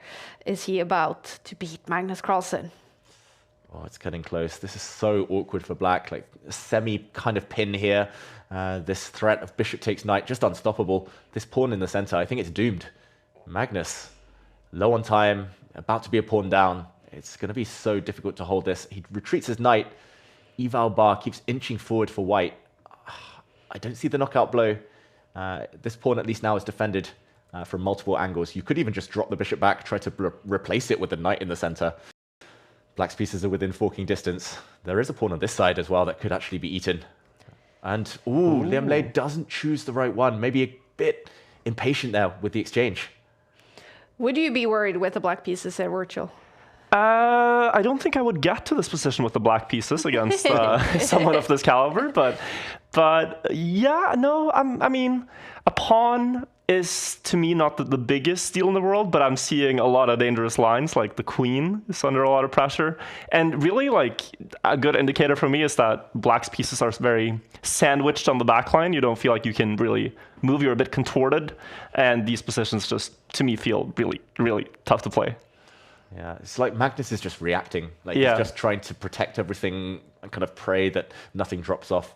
It's not the kind of position where you're exerting your will on the opponent. You're not dictating the pace of the game. You're just kind of it's like an exam. Every move is like a difficult question, and it's tough. But he's been answering the questions, Magnus. He's still worse, but he hasn't lost a pawn in the process as I thought he might. So he should be happy about that. Magnus is now under 2 minutes on the clock. He's won Title Tuesday 41 times. Liam Le only 7 times, but he is really good in this format. Meanwhile, Anna Cromling, much better with the white pieces in her round 5 game. Yeah, she is definitely the one dictating the pace in her game right now. Is trying to attack the king in the corner, but still looking for the breakthrough in her game. Will it be 2 out of 2 for Anna? That would be cool in the Dave Cave. But for Magnus, struggling, both of these players on 4 out of 4. Right now, it looks like Liam Le will be the one on 5 out of 5. Yeah, he looks like he's getting a bit frustrated, Liam Le. I've played him many, many times, and he doesn't give much away with his body language, but sometimes when he kind of blinks a bit more and looks away, he's like, I should be winning here. There should be something. And he hasn't won a pawn. This black knight, it's like the sodium attack all over again. It's just sitting on the edge of the board, but it's doing such a good job protecting this pawn. The rooks will defend the other pawn. And if these two survive in the center, Magnus could turn this around a bit later. as Liam Lei burning all his clock time now. He spent over 30 seconds on this move before finally pushing a pawn. Magnus, he's never had a better position in this game so far. Let's hear what he says. We're turning on the sound on Magnus. He is streaming from the 2882 room. Queen d8 maybe. Here I go knight b4. He definitely doesn't sound that stressed. Not anymore. Definitely a man who knows the worst has passed. And still maybe slightly worse just because these pawns are isolated. I have equalized the game and I'm up on time.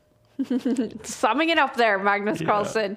Liam Lei has ticked under 1 minute on the clock. Still 2 queens on this board. Likely we will see a result. Yeah, especially as Magnus said with the clock situation. Ooh, watch out. The black knight's coming in. That looks super dangerous. Maybe he doesn't achieve too much right now. He grabs a pawn instead and Magnus has blundered apparently. Why has he blundered? Maybe that knight is trapped. Liam Lei not finding the best move. But now the knight comes forward. Dropping the queen back might have just won the game. Threatening to come up to the top of the board with a rook and attacking the knight. That was a missed win by Liam Lei. Has Magnus noticed? Magnus noticed now, yeah, for sure. He does not like what he sees. Now a knight is loose on b3 as well. Has he noticed? Well, Liam Lei is now better in the game. But can he untangle this? Draw by queen. I mean, there was knight g3. But I mean... All right. Magnus did notice he did something wrong there. What are we seeing now on the board, David? We're seeing Magnus, again, curling up into a ball. The knight defends this all-important pawn. So again, he's avoided immediate catastrophe. And suddenly, it's much better for Black. That one move, Black could have slid the rook across. He's doing it again. Ooh. Rook takes pawn. Rook takes pawn, wins the game because there's a knight fork. Oh, he's done it in a different order. But this is still winning. Hitting the queen and threatening checkmate. It's checkmate. Magnus is going to win out of nowhere. Wow. Wow. A little bit too weak. But most of all, a little bit too slow. I guess he's talking about Liam Lei there. He did go down on the clock, Liam, and lost to Magnus Carlsen. Magnus goes up to 5 out of 5. It's a win for Anna as well. Yeah, we can see this without the sound. We can see a smile on the left side and a little bit of a distraught face on the right side. Yes. The two emotions of chess, if there is a decisive result. She actually ended with 3 queens in the final position. Wow. Anna. You can see 2 at the top of the board. There's one hidden just behind her name as well, as she delivered checkmate to her young opponent. That's incredible. 3 queens on the board and 1 queen on the camera. Incredible stuff. Anna Kremling goes up to 2 in a row. She wins the second game in a row. Takes this game with the white pieces. Nice. 2 points then for Anna Kremling. Magnus Carlsen is on 5 out of 5 together with Janne Pomniachtchi. Sina Movahead is of course there again. Renato Terry is up there again. Jan Christoph Duda and Salem Saleh all on 5 out of 5. Okay. Sina Movahead. Yeah. Always up there. He's seen more moves ahead than anyone else I've ever met. And he is moving ahead in the standings. He's just bumped up. Maybe his tiebreak got a bit better. Magnus against Nepo would be a cool pairing to see. Ooh, yes. But more likely that they're kind of the top 2 seeds now, so they'll play some of the lower rated opposition first. Oh, I wonder what Anna's talking about there. She's very happy now. She's on a roll. Both of the players we're looking at right now are on a roll. Magnus on 5 out of 5. Anna has won both of her 2 last games. The atmosphere is getting really good now in the Take offices. A lot of question in the YouTube chat about the voice you guys are hearing. I saw someone commentate, oh, for a second I accidentally thought I tuned into a Trackmania stream. You're not hearing voices in your mind. Yes, I am indeed commentating chess for the first time. So very interesting. It's a different game, but you can appreciate all the intensity that builds up. And yes, you said many cool matchups. Sina Movahead is an incredible name for a chess player. I mean, I really hope he climbs to the throne one day, to the very top. That would be something the world needs, I feel like. Yeah, he moves ahead to the top. Yeah, it's just exactly. Something about that. The jokes would never end. Also, you mentioned this Terry at the start before we went live. A player I have not heard of before, but someone who consistently does well in these tournaments. Exactly. That's the cool thing about Title Tuesdays, right? You have the international masters and even the lower rated players occasionally being up there. And I am Renato Terry is one of the international masters, always towards the top. in Title Tuesdays. So are these two players. This is Magnus Carlsen with the white pieces on 5 out of 5 against Jan Krzysztof Duda, the Polish superstar, on 5 out of 5. What are we seeing on this board? Yeah, we've seen what's pretty much amounted to a Queen's Gambit accepted, where the whole center has exploded. So it's a totally symmetrical pawn structure. If you look at the pawns alone, they mirror each other. It's all about the piece play. White is slightly ahead in piece development. White has already castled. White's queen has already moved. So I wouldn't be surprised if Magnus utilizes the turn here to gain a bit more time, attack the black queen, take the open file. Ultimately, if neither side is able to gain an immediate advantage, this should just be dead level due to the nature of the pawns. So Magnus needs to use his extra move. I think his plan is to push this pawn forward and achieve what we've been talking about. The double bishops, yeah. This is beautiful. Beautiful looking. Well, there we go. Oof. Be careful about casting now if you're black. So that maybe this is a game where we won't see a black castle. Oh, sooner or later, he probably has to, but I wouldn't feel confident about it. Do that. And look how he's doing the same. He's like, anything you could do, I can do better. So now you've allowed the bishop to capture the knight and open that pawn, but are you a bit hesitant to do that if you're white, because the rook can sort of stare at your king long term? Is that what he's calculating right now? Yeah, 100% agree. Like, that's the critical move. Bishop takes knight. It's either very good or very bad, and he probably wants to wait till black is castled. Yeah. That's a great spot. The black rook otherwise would occupy a nice open line, and Duda's taken away that option now. He's kind of revealed the reason he put his queen on this slightly mysterious square is because he wants to put his knight in the center and trade as much off as possible. Jan Krzysztof Duda is number 20 in the world in classical chess. He's played all the Title Tuesdays in the autumn split, and he scored a 2nd place in Game Week 3. 3rd place last week. He's won 10 Title Tuesdays in history.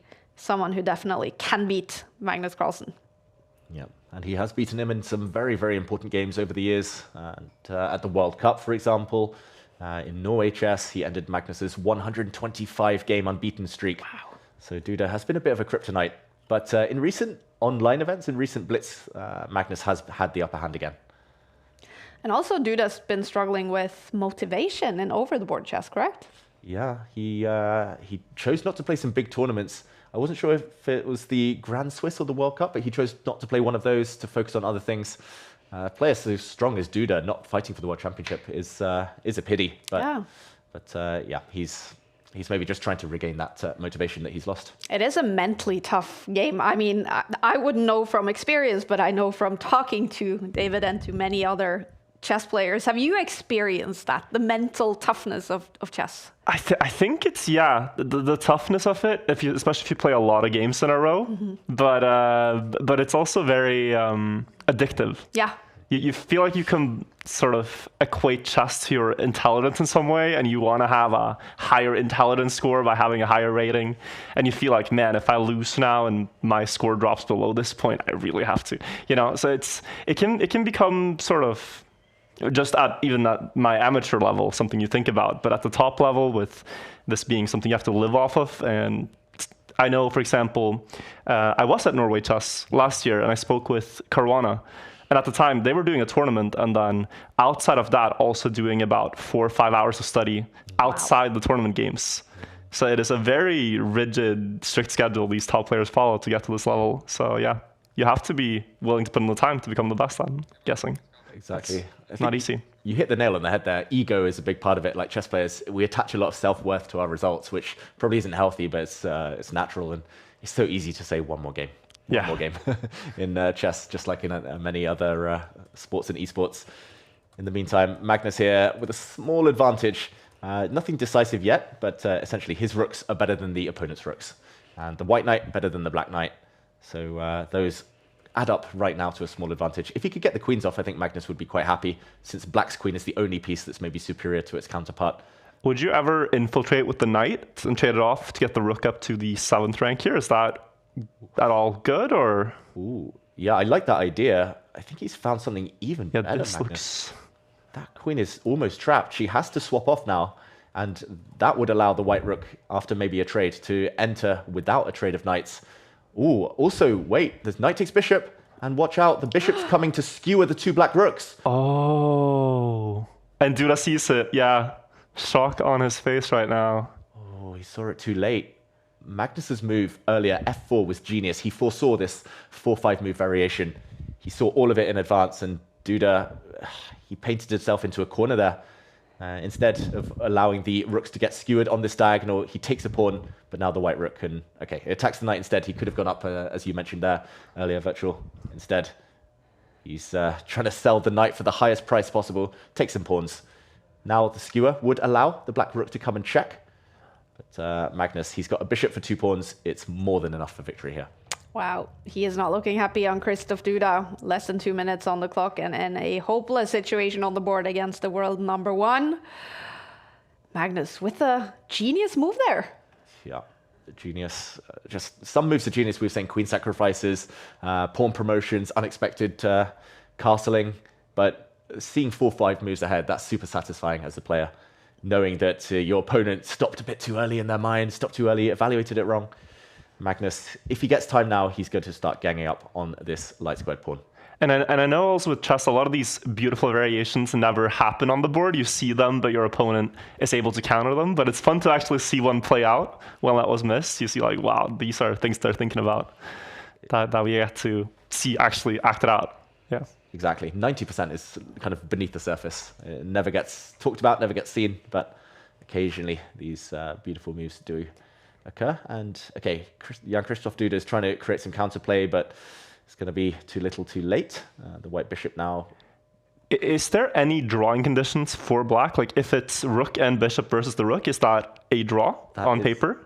On paper, it's a draw. Yeah. In practice, it's very hard, probably. Yeah. Very hard, especially under 1 minute. I think even with 1 hour, a lot of top grandmasters have lost that one.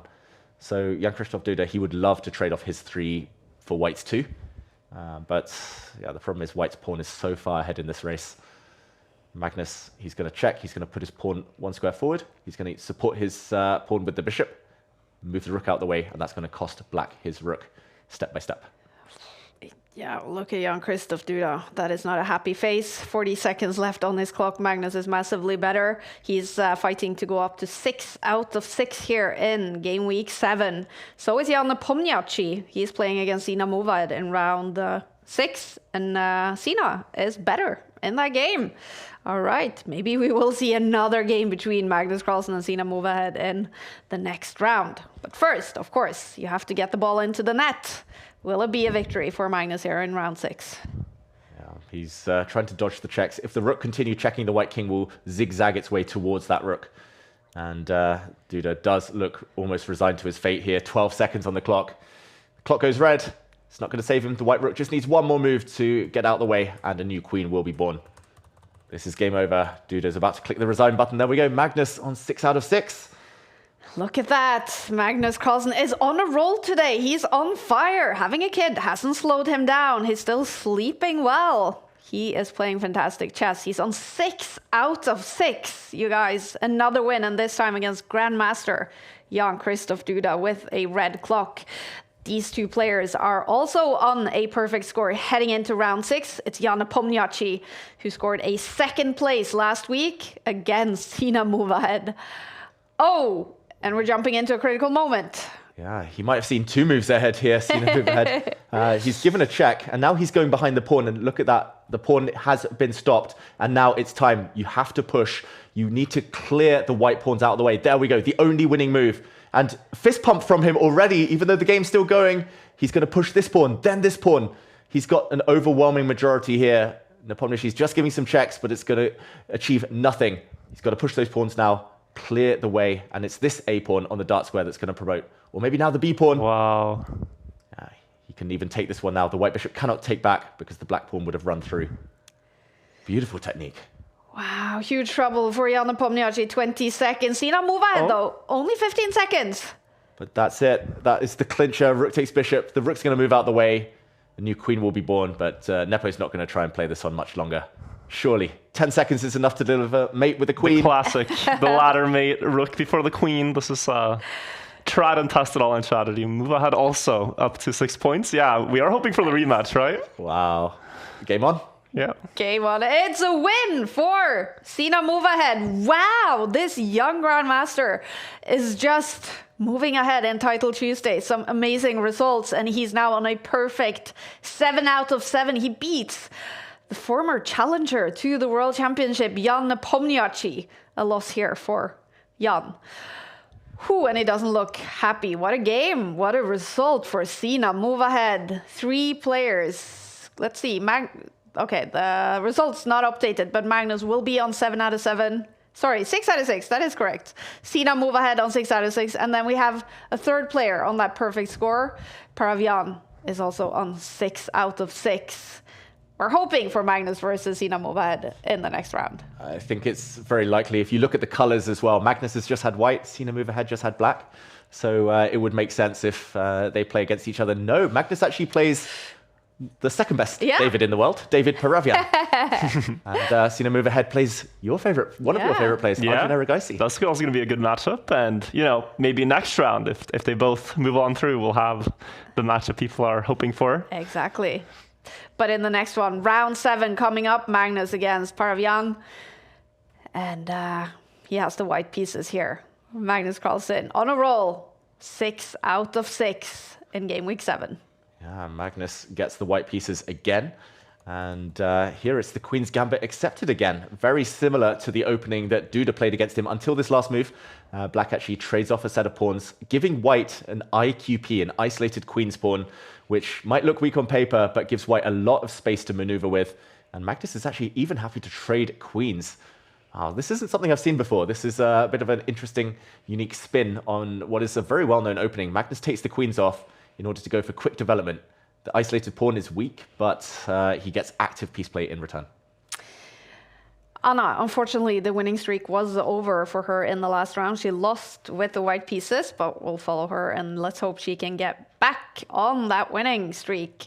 Magnus is definitely on a winning streak, 6 out of 6 so far. He is playing a grandmaster now from Russia, who has 2 points on the Champions Chess Tour standings. He has scored some really, really nice results in the autumn split with a 10th place in game week 1 as one of his top results. Played all title Tuesday. He loves the format, ticking down to 4 minutes on the clock. Yeah, he's one of the most active players on Chess.com. He's always online, always playing Blitz, constantly David Paravian. Magnus, in the meantime, I'm pretty sure this is opening prep. He's used some leftover opening prep from some big tournaments. Just the way Magnus is playing, the speed, I don't think he would have gone for this unless he knew that it was quite strong. And bring the bishop out, already some tactics in the air. Black's got a big, big weak spot, Achilles heel, and Magnus is ganging up on it. Is Magnus still working on openings, do you think, together with his coach Peter Heine and team? I don't know how actively, but it's always there in the back of your mind, right? You're always watching. Magnus watches more games than anyone. So he kind of borrows ideas, I think, from all the top players and puts his own spin on them. And yeah, I've talked about openings a lot with Magnus. He's constantly trying to learn more, even if he's not sitting there with a computer for 8 hours a day, like some others do. All right, this is round 7. Can Paravian beat Magnus Carlsen both on 6 out of 6? A winner will be on a perfect score. A draw means they are on 6.5. Paravian, though, playing slowly, ticking down to 3 minutes on the clock. Yeah, I was going to say, one of the main ideas is to put a knight in the center. Maybe the other knight would have been better, because now the white knight in the near future will get access to a central square. This black knight, maybe a bit more passive. That's why the eval bar slightly switched in Magnus's favor there. But ultimately, it's still very, very small advantage. It's hard to go for an attack. That's the issue with queens off the board. Yeah, this looks like a very slow game. I would never voluntarily queue up on Chess.com and play a position like this. It feels a little slow, but this is very much your thing. He likes to trade the knight instead of putting it on e4 like you suggested. Does this, like, is there a sort of overarching theme he's playing towards, like trading off a lot of pieces is good or something like this? Yeah, I think he's going for what we call good knight versus bad bishop. Because if now the bishop is captured, Magnus is, there we go. He's going to retreat. He's going to force this dark squared bishop off the board. It's got nowhere to run. It has to trade off. And white's knight will be very flexible. Light squares, dark squares. Black's bishop is bad because the pawn in the center is on the same color. So it's going to be kind of stuck behind its pawn for the rest of the game. Very interesting. This pawn could actually be captured due to some back rank checkmates. But I don't think you want to rush because the pawn behind it would have become very weak. So good knight versus bad bishop, and it could be good knight for black if the white rooks get time to infiltrate on the 7th rank. Look at that. A lot of people in the chat wondering if Hikaru is playing, and also wondering if Hans Niemann is playing. Hans won Title Tuesday last week. He is busy playing the US Championships. Hikaru is busy traveling. So none of them, we actually have very few Americans playing today, obviously because of the US Championship. But that's going to affect them on the country standings. We are paying attention to that. And heading into Game Week 7, Russia was on top of the country standings. Paravian is also fighting here for points to Russia. All right, Magnus now better on the bar. This is really difficult to defend. I think, well, Black was about to offer a trade of rooks, and it would have been impossible for Magnus to avoid that for too long. So now the White Knight was keeping the Black King honest, saying, okay, you have to step back. If the rook ever steps forward now, Magnus can give a check and escape. And Magnus has all the time in the world. Black's bishop is super stuck. That is a really bad bishop right now. So Magnus has all the time in the world to step forward with his pawns on this side, maybe even on the other side. He'll start improving the white king, maybe start zigzagging it forward later. And yeah, it's a matter of time before Magnus tries something. Whether it works is another question, but he's definitely the one in the driver's seat right now. Yeah, he's the one controlling the pace. Like, he has all the time to do what he wants, improve his position. Black kind of has to wait for his moves, right? Yeah, I quite like Black's last move, at least putting a pawn on the dart square. But Magnus, he's looking at ideas like stepping forward and grabbing a pawn with his knight later, but doesn't quite work yet. He's just inching forward. There are 3 players on the perfect 6. Oh, what's happening here? Oh, Magnus can play this move now. This is a misstep, I think, because now the Black King is walked into a check. Rook takes pawn will come with a check. The White Rook will drop back. And that would be a winning sequence for Magnus Carlsen. He'd win a pawn. And Black is totally paralyzed. That is a pin along the 7th rank. The Black Bishop can't move, you drop pawns. The Black Rook can't move, you drop a pawn. If you take, you drop a pawn. Everything leads to an advantage now for Magnus It's like Carlsen. the only move he could make, yeah. Process of elimination. That's how to calculate in chess. Massively better now, Magnus Carlsen. He could be about to go up to 7 out of 7. And the Black King's in the kill zone. Oof. You had to play that move just to stop the White Knight coming in, and that Black King would have been trapped forever. So still fighting. Both of these players on the perfect score. So is Sina move ahead also on 6 out of 6 heading into round 7. He's right now playing the aggressive Arjun Erigaisi, and he's struggling. Arjun is a lot better in that game. The winner in this game will probably be the leader heading into round 8. Is there any chance Magnus will fumble this? Well, he needs to deliver checkmate, but he's going for it. And this is a very sneaky idea. If he can support this square, he's not threatening it yet, but if he can bring his king in and deliver this check, it's mate. The Black King has no squares. If he can push his pawn forward and do it, it's mate. So now, big threat. And oh, and as you say it, yeah, Paravian sees it. He would have to give up the bishop, right? The only way to stop it. Unstoppable, yeah. Bishop check would drive the knight away temporarily, or you could drop it back, but the knight is so well placed. That's the worst bishop ever, the best knight ever. And we're going to see checkmate end this game. Magnus on 7 out of 7. Look at him! And we find another win. Yes, you do, Magnus. You find another win. 7 out of 7. Incredible from Magnus Carlsen. The results are perfect, David. What can you say about his play as we're heading into this one? Yeah, he's getting better and better, Magnus, every game. He looks more confident now. The first couple of games, there were 2 or 3 shaky moments, but yeah, he looks in top form right now. I must admit, I'm impressed. I was expecting him to maybe be a bit lethargic and still need a bit of time to find his way back in, but yeah. No, he's on fire. Yeah, he is. All right, these two also on fire. Sina move ahead, fighting to join Magnus on 7 out of 7, but struggling against Arjun. Struggling. If we count the pawns, Black has 6, White only has 3, so it's a 3-pawn advantage for Arjun Erigaisi, but the Black King is a bit trapped. That's why he avoided the rook trade. If the rooks had come off, the White Queen might have been able to enter. And now he's building a checkmate attack. That Black King is in a mating net. Watch out if the White Queen can join the rook. It's not over yet. The knight is attacked as well. This is very uncomfortable for Arjun. They say it's easier to attack than defend with no time on the clock. So 3 pawns versus the attack. Not easy to know who's going to come out on top yet.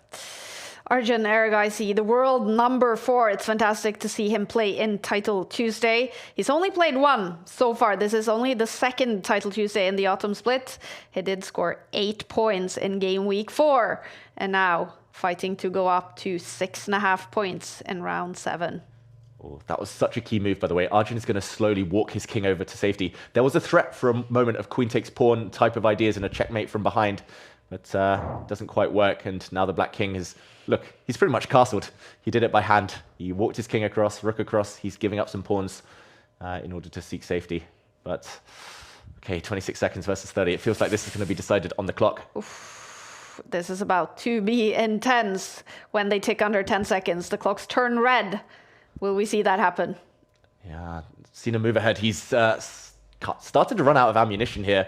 He's now trading rooks, but a rook trade doesn't help. The black king is very, very safe on this square. And the black queen can defend her bishop now if the knight moves out the way. There we go. Ooh, that's a very interesting deflection tactic. Oh, wow. And, okay, black's only up 2 pawns now. The white pawn in the center, quite close to promotion. This could still turn. 11 seconds, though. The clock does go red. It's seen a move ahead, who's the first to enter time trouble. Oh, another pawn drops. There's a pawn dropping with a check there. The black king, so open, but the queen and knight, a combo, so strong. They have the perfect attacking duo. 3 seconds. He's giving all the checks, Arjun. He's not going to take a draw. He's going to play on. 3 seconds, 2 seconds. This is going to be decided on the clock now. All the checks. More checks.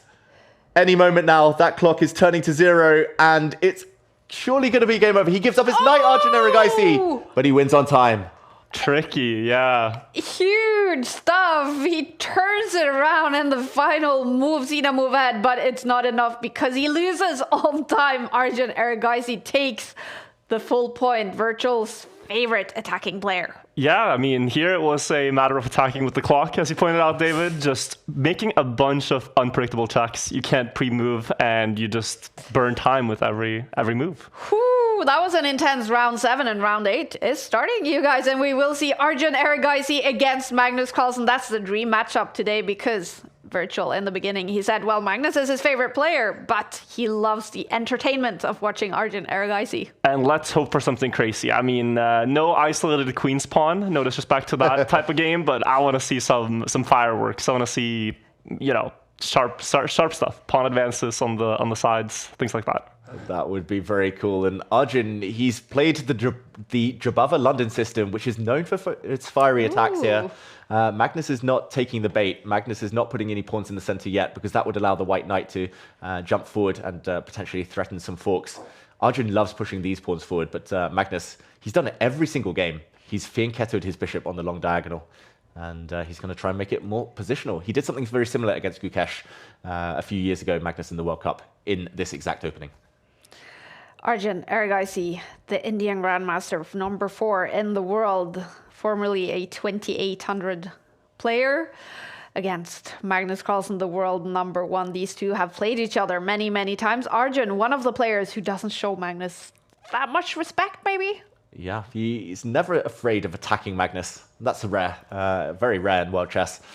That means he takes some hits. He's had a lot of losses against Magnus, but he's also taken a couple of wins here and there. And it would be nice to see him really go for Magnus's throat. Magnus has gone for what we almost call the hippopotamus defense. That would be the black knight on f6, maybe being back on e7 instead. That means just wallowing in your first 2-3 ranks, not stepping too far forward, just kind of waiting for your moment. But there we go. Arjun presses the chaos button. He's castled on the long side. This is going to be who can rush to the other's king first, right? Double advances. Yeah. Those pawns are possibly stepping forward in the near future. As are these pawns, knowing Arjun Erigaisi. We got exactly what we want in this matchup. Arjun Erigaisi on 6.5 points. Magnus in sole lead heading into round 8 with the perfect score of 7. It's a cool matchup. Nothing decided yet. Arjun Erigaisi is one of 2 players on 6.5. And Sina move ahead is one of several players on 6 points. Not decided yet who's going to win this still. 4 rounds to be played. Yeah, knowing Magnus, of course he wants to win this game, partly because he's playing a super strong opponent, but he is thinking about the 11 out of 11 just as much as he's thinking about tournament victory. Magnus is always looking for new challenges. Like, he's done it all before. He's won Title Tuesday 40-something times, 41 times. He wants the full house. He wants the perfect score, but Arjun wants Magnus's scalp. He wants to push forward. Magnus has blocked it, so if this advances, he can keep the position closed. And if you're Magnus here, do you just forgo castling? Do you not think about, because you're kind of castling straight up into the firing line if you elect to do so? Yeah, and I mean, we heard him actually very briefly say it on his round 2 game. In round 1, he castled on move 28, which is very late. Round 2, he castled move 26. And yeah, castling here would just be disastrous due to this pawn hanging. So maybe, if anything, he's going to castle the other way. But he's keeping his opponent guessing. That's the strategy that Magnus loves. Anna is already in a winning position. Yeah, I've noticed. Round Yeah, 8. she's up a piece in her game, but it is still a little scary. Feels like she opened her position. There's some open F file going on with 2 rooks staring down towards her king, but we'll see how that one develops on the side. Yeah, she won 2 in a row, then she's lost 2 in a row. Can she get back on the winning streak now? Anna Crumling in round 8. All right, Arjun Erigaisi is better on the clock. Magnus ticking under 3 minutes here. So much happening on this board. It's chaos. Yeah, it's a traffic jam. It's really congested. No trades, no pawns, no pieces off this board yet. And Magnus really needs to decide what to do with his king. Wow, he takes that knight off. He's not happy to keep that Fianchetto bishop any longer. His idea is to block the center, or at least it would have been if white hadn't traded off now. And okay, he still does block the center. He's trying to cut the board in half. He's saying, okay, I've closed the flank, the center, and the right side, the king side here that you want to attack on. Now I'm going to attack your king. This will be his next move. Now it looks very strong for white to prevent castling queenside, like locking black's king in either the middle or the very dangerous right side of the board. Is that something you would consider? Bishop to c7. Ooh, I like it. Yeah, you're going to win this tournament you're playing, by the way. I can feel it. That's a very interesting move. I guess for now that wouldn't come with a threat, so black could maybe nudge the bishop, but definitely, I mean, he's setting it up, right? He's saying that's unattractive anyway because it's on an open flank, and this is a really nasty threat, almost trapping the black queen, and at least preventing castling from this side. Not that Magnus wanted to anyway. And okay, he says he's not going to castle at all on that flank, Magnus Carlsen.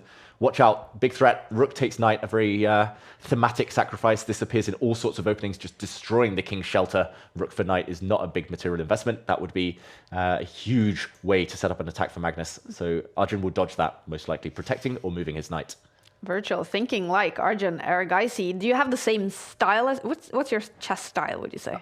Everyone wants to be like the I'm playing brilliant moves and sacrificing them. It just typically I have like one brilliant idea, but I never see the follow-up is what I want to say. So it's not very brilliant. It's like I might play a sacrifice, but then lose horrendously after not succeeding with the attack. That's how a lot of games go. Yeah, that is the pain of chess, right? To find the follow-up. I can relate to that. What is Arjun's style, David? It's chaotic. To find the follow-up as well. Yeah. He's very good at finding the follow-up. Yeah. He's kind of very high Jeopardy type of player. He takes massive risks. He'll never take the easy way out, never play for a draw, never give the opponent any easy moves. And Eval Bar says good for black suddenly. There is a pawn up for grabs here if you dare. Ooh. Do you dare, David? I normally dare, but I might have dared that one actually. Queen takes that pawn. But he wants the queens off instead, Magnus Carlsen. So it's down to the endgame, and black's slightly better because knights are better than bishops when it's blocked. And I would expect, there we go, for that trade to happen. Black has my favorite pawn structure, connect 4, normally super strong, and black's going to switch attentions to this file now, open line. A lot of love for Arjun Erigaisi in the chats. Anyone rooting for Magnus? Let us know. Who are you rooting for in the game? Who do you hope wins Title Tuesday Game Week 7? Let us know. Send the players your love. And who will win this game? What do you guys think? Oh, this is a Magnus type of position. It's not an Arjun type of position. Arjun, we said he likes the high intensity positions, the really fiery battles, but this is more of a positional grind. And Magnus has just pocketed a pawn. It's an ugly pawn to win. These are not really a full pawn advantage, but he's opened up a line for his rooks. They've got this line, they've also got the other line, and backward pawns on both of those files. It's going to be interesting to see. Alireza Fruja was the winner of Game Week 6. He's lost 2 games today. probably not fighting to win Title Tuesday with Magnus on fire, but he is in a winning position here in round 8. Anna Grumling, massively better in round 8, keeping a close eye on her as well. She's streaming from the Dave Cave. And Magnus, much better. And they're equal on the clock. Equal on the clock. I think that's Arjun's best hope, at least of winning this game. Maybe he'll dig deep, hold a draw on the board, but on the clock is his best chance. Magnus still a pawn up. These 2 pawns don't look great right now, but there are ideas, if all the rooks come off, of sacrificing and running this pawn through later. Knights are notoriously bad at stopping corner pawns, so watch out for Magnus to try and eke out some advantage. He wants the rooks off the board. That will win him the game, Magnus. Arjen does also have potential for a pass pawn on the left side with a trade there, but it's flipping back and forth here, David. What's happening? Tell us. Yeah, I'm confused why it's so much better for black. You can flick in a nice check there. He wants to go for this pawn instead. I think Magnus should have actually retreated his own knight. Now it's back to level material. That was not a good idea for Magnus. He needed to just step his knight back, defend the pawn in the corner. He was still a pawn up for nothing. Instead, it's level, and Magnus might be bailing out now. That black knight is trapped if you don't give a draw. Ooh, okay, the white king didn't go to the square, I expected it. Now it's actually caught in 2 minds. Now the black knight is coming back. Ooh, and this pawn's dropping. Among other things, the rook comes in instead. Magnus, look how active his pieces are. Every time I start to doubt him, he maneuvers so well in the endgame. That pawn stepping forward. The white knight is actually about to be kicked off its nice perch. Magnus is better. Almost winning according to the eval bar. Just needs to dodge the checks. Incredible play by Magnus Carlsen. He's fighting to go up to 8 out of 8. Massively better against world number 4 Arjun Erigaisi. Clocks are ticking though. Will this be a time scramble eventually? Yeah, the time scramble started. Magnus has started pre-moving. That knight is almost trapped though. There's a rook check. That's looking very tasty right now. Kicking the white king back. Is he going to go hunting for the white knight now? Yes, he is. That white knight's been kicked away. There's a clear path forward for the f-pawn as well. That's going to cost white a piece. He's got to take it before it's too late. And Magnus, it's all about the clock. 15 seconds. He's 2 pawns up. He's totally winning on the board. Can he make a new queen before it's too late? Can he keep both pawns intact? He grimaces, Magnus. If all the pawns disappear, it's a draw. And it's a red clock for Magnus Carlsen. Look how calm Arjun Erigaisi is. Can he take Magnus on the clock? The knight dropped. Arjun pre-moved. He lost his knight. And now he can take the rook. Magnus is going to deliver checkmate with just a few seconds left. He leans back. Magnus takes the win. These games are some grinds.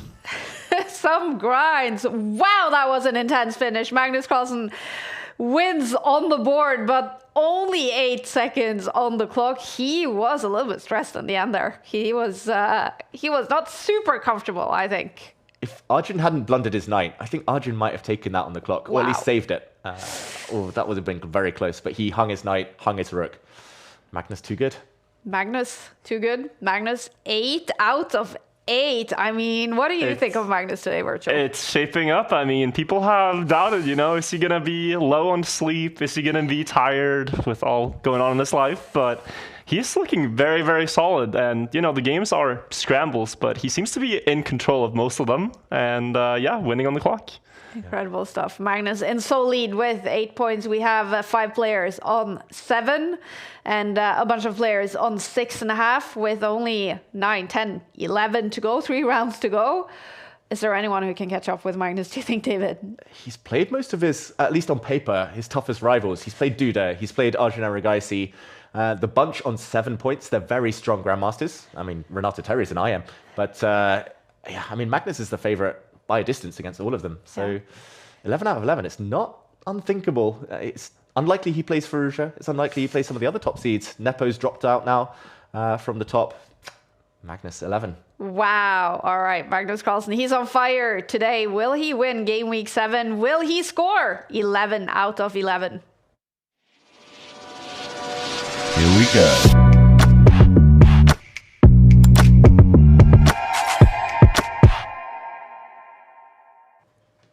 The action is heating up. Wow. There's. What do you think of Title Tuesday now, Virtual? I mean, it says on the door when you walk into this office that chess is the best sport that you probably haven't heard of yet. Something along those lines. Yeah. And truly, I mean, I think if more people, even regular people that aren't chess enthusiasts already, if they watch this and see the intensity, they wouldn't see chess as this slow game where two old gentlemen play and sit for hours. Like, it's really modernized with the times, and it's become a fully fledged sport, or esport if you want to call it that, where it's really, really tons of competition to watch. I love it. I agree. I mean, this is intense. That's the one word to call Title Tuesday, the Premier League of Chess. We've seen a lot of really, really good games in the last few rounds. Let's look at one of them in today's action replay. It's this one. This was round 7. Magnus with the white pieces against Parvian, a strong grandmaster. What happened in this game, David? Yeah, it was just positional domination. The good knight versus the bad bishop. The white rook, super strong on the 7th rank. We call it 7th heaven in chess, when you can just start snacking on all the opponent's pawns, paralyzing the opponent's pieces. The king, better than the black king. This is Magnus. He said it later about another game. This is in grind mode. It's not easy, it's step by step, small victories. First you win a pawn, then you improve your king, then you push your pass pawn. He ended up delivering checkmate to this black king on the edge of the board in really instructive fashion, showing how to combine a rook and a knight, how to coordinate those pieces as the enemy black pieces went off on a limb in a second. They got a bit distracted. This was just really classy. I think most grandmasters aren't capable of winning these top games against super strong players. Magnus, he does this day in, day out. He does. That was another win for Magnus. We find another win. Another. He's found 8 of them so far. Magnus on a perfect 8 out of 8 score. Playing big chess today, but dropping on the Take YouTube channel later today is Magnus playing very tiny chess. So this is how we should shake hands. Okay, shake it. I decided to start with e4, and Magnus replied by trolling me. I think I should move something on the side. That's easier. Oh no! You have to queen the best. That's fine. That's fine. Made in my position first, no? Well, your position is totally messed up now. That's fine, though. I bring my knight out. Oh. We start developing pieces. I am not confident at all that I'll be physically able to make this move. Now I'm just messing up. This is the worst idea we've ever had here. It's fun. It's frustrating as well. That's a sneak peek of tiny chess dropping later. Was it frustrating, David? It was really frustrating, but I genuinely think that's one of my best chances of beating him. And no spoilers about the result, but it was a lot of fun, and we both really wanted to win. Like, even Magnus knocking all the pieces, he still wanted to take me down. 100%. I can confirm that there wasn't competition in that room. Now, virtual. So here we see online blitz chess. We see a lot of over-the-board classical chess. This was super tiny chess. Then there's hand and brain type of chess. There's so many variants of chess. Do you have a favorite? Favorite type of chess? I mean, I gotta say, like, yeah, I think just the normal chess, honestly. Yeah, I've played a lot of the variants. I've played, 4-player chess with some friends, and it's mayhem. There's atomic chess, duck chess. I've played all the variants. I really like that. I also like the, there's like a puzzle battle game mode where you both solve the same puzzles and try to solve the most in like 5 minutes. Stuff like that is really fun too. But classical chess is classic for a reason. Yeah. It's good. And it's like a known start. I like that. Yeah. The normal. Yeah. The normal chess. What's your favorite, David? King of the Hill? Yeah, you know me too well, Claire. King of the Hill every time. Chess 960 on maybe once a week. Yeah. Well, Magnus's favorite type of chess right now, I think, is Title Tuesday. He's playing fantastic. Will he win Game Week 7? Oof, it's not gone well for Magnus. Magnus certainly not slow today, and here he is in round 9 with a perfect score and the white pieces against Salem. We're heading straight into the game, David. Yeah, early days here. It's a Sicilian defense. Magnus is holding off on playing this move, which would transpose it into an open Sicilian, breaking open the center. He's played useful moves, h3, a4. He's going to transpose now into more mainline theory. And yeah, now it's a Sicilian Najdorf, an opening in which Magnus's opponent does specialize. So very interesting that Magnus is fighting on his opponent's kind of home turf in his comfort zone there. He's not afraid to take the challenge head on. And this is renowned as one of the openings in chess with like the most depth, right? The most possibilities for each player to make moves, right? 100%. Yeah. It's like so many options, like 5-6 good moves on every turn. And that's why it's so difficult to differentiate and kind of prepare. You can see deep thought happening on the screen, yeah. I was going to say, that's Salem's like, that's his go-to face. Like, do you have your own like go-to deep think pose? Head in hands. When I'm losing. Yeah. When I'm worse or losing or struggling, head in hands. When not, then pretty chill. But okay, Salem, he's a very dangerous player, very quick. The UAE's top grandmaster for many, many years now. And I don't know, Magnus looks slightly better according to the eval bar, but Black's position full of potential if he breaks out. Currently number 90 in the world on Chess.com. His blitz rating is over 3,200. He's number 12 in the world in online blitz chess. Fantastic. He scored 8 points in game week 5, 7.5 points in game week 4. He could be well on his way to beat that today in game week 7. Already 7 points in round 9, but he is up against Magnus, who looks a little bit annoyed. Yeah, I'm not sure if Magnus is reacting to the moves or maybe something else, maybe the air quality he's talked about. Chess players love having an excuse, but I don't know. Magnus, his position looks fine. The Black Knight comes out trying to take this bishop. I think Magnus might flick in this move. No, he actually waits. I was going to say this isn't possible because this pawn is hanging, but if this pawn does get captured, Magnus is maybe going to move his bishop out the way, take this knight. Is he going to take this pawn instead, unleash an attack against the bishop in the center? We won't find out because Salem just moves his rook, and now Magnus will probably just take a timeout, defend the little guy in the center, and the game goes on. The game goes on. Magnus is fighting to go up to 9 out of 9. What do you think of the position here, Virtual? Well, it's a pretty careful start, but you don't want to overextend. We've seen opponents of Magnus go wrong with that earlier, but I think also Magnus doesn't want to risk the potential for an 11-11. How many times has that happened? It's quite rare that someone gets the perfect score, and maybe especially more lately with the increased focus and prize pool and opportunities with Title Tuesday.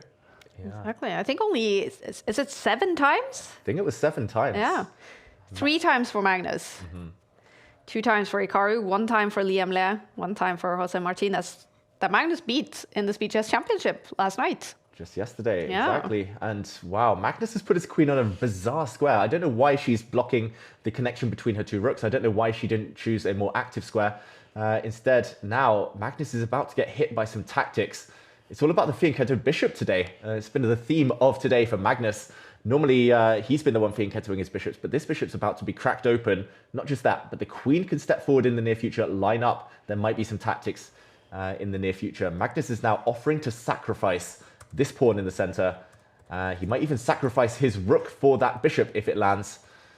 Magnus is taking some huge risks here to minimize the damage, but big question for Salem. Does he play a very healthy move, push this pawn, lock in the white bishop? That looks like a long-term strategic game. Or does he take this pawn in the center? And there we go. Wow. He's willing to sacrifice. He's feeling so much like pressure building up that he just wants to get rid of it. So he respects these bishops so much does, yeah. on the long diagonals. What, and not taken? Wow. Is there any reason why he wouldn't capture the rook? Does he value the bishop himself more than a rook as well? I think I would have taken that. He kind of maybe assumed it wasn't running away, but now it does run. And look at the bar. Like, that opportunity might not arise again. He should have taken it while keeping his pawn on this square, not advancing it, because now the light squares would be weak. I can understand why he wants to keep the bishop to protect the light squares. But earlier, with the pawn back, covering those light squares, I think it was just a material gain. Eval bar said, good for black. Normally, if your opponent offers you something, the acid test, like the critical move, is to take it. I'm as shocked as you are there, Virtual. Yeah, no, that is perplexing to me, but I do not dare to say I understand the way they're thinking, so... And I will mention that Salem, I've played him a few times, both online and over the board. He is normally the one sacrificing. So maybe if someone sacrifices against him, he feels it's a badge of honor not to take the material. But now he's regretting it potentially because the white rook is actually a decent attacker and defender, and that's a very juicy light square diagonal. If you could rearrange the white bishop and queen the other way around, then we might see some checkmating ideas in the future. Cool game. Magnus fighting to go up to 9 out of 9. Salem fighting to win Title Tuesday. He's on 7 points heading into this game. Yeah, this is very tricky, very tough to understand. This is the type of position where you need 2 hours to get into the to get proper understanding, but he only has under 2 minutes. Slightly better for black, but again, if white gets 2 more moves, if white can land the queen on this square now, already threatening checkmate, the white rook will join the party, and this could turn. So it's a critical moment for Salem. So is that what Salem is looking at now, how we can avoid Magnus's queen ending up there? Yeah, I think I would take preemptive measures. I'd probably just bring my rook up to cover that square.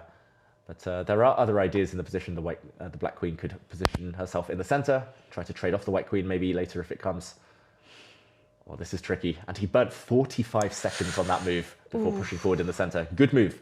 Trying to eliminate the bishops, trying to create a passed pawn, more importantly. He is better on the bar, Magnus Carlsen. Could he lose this game? Definitely.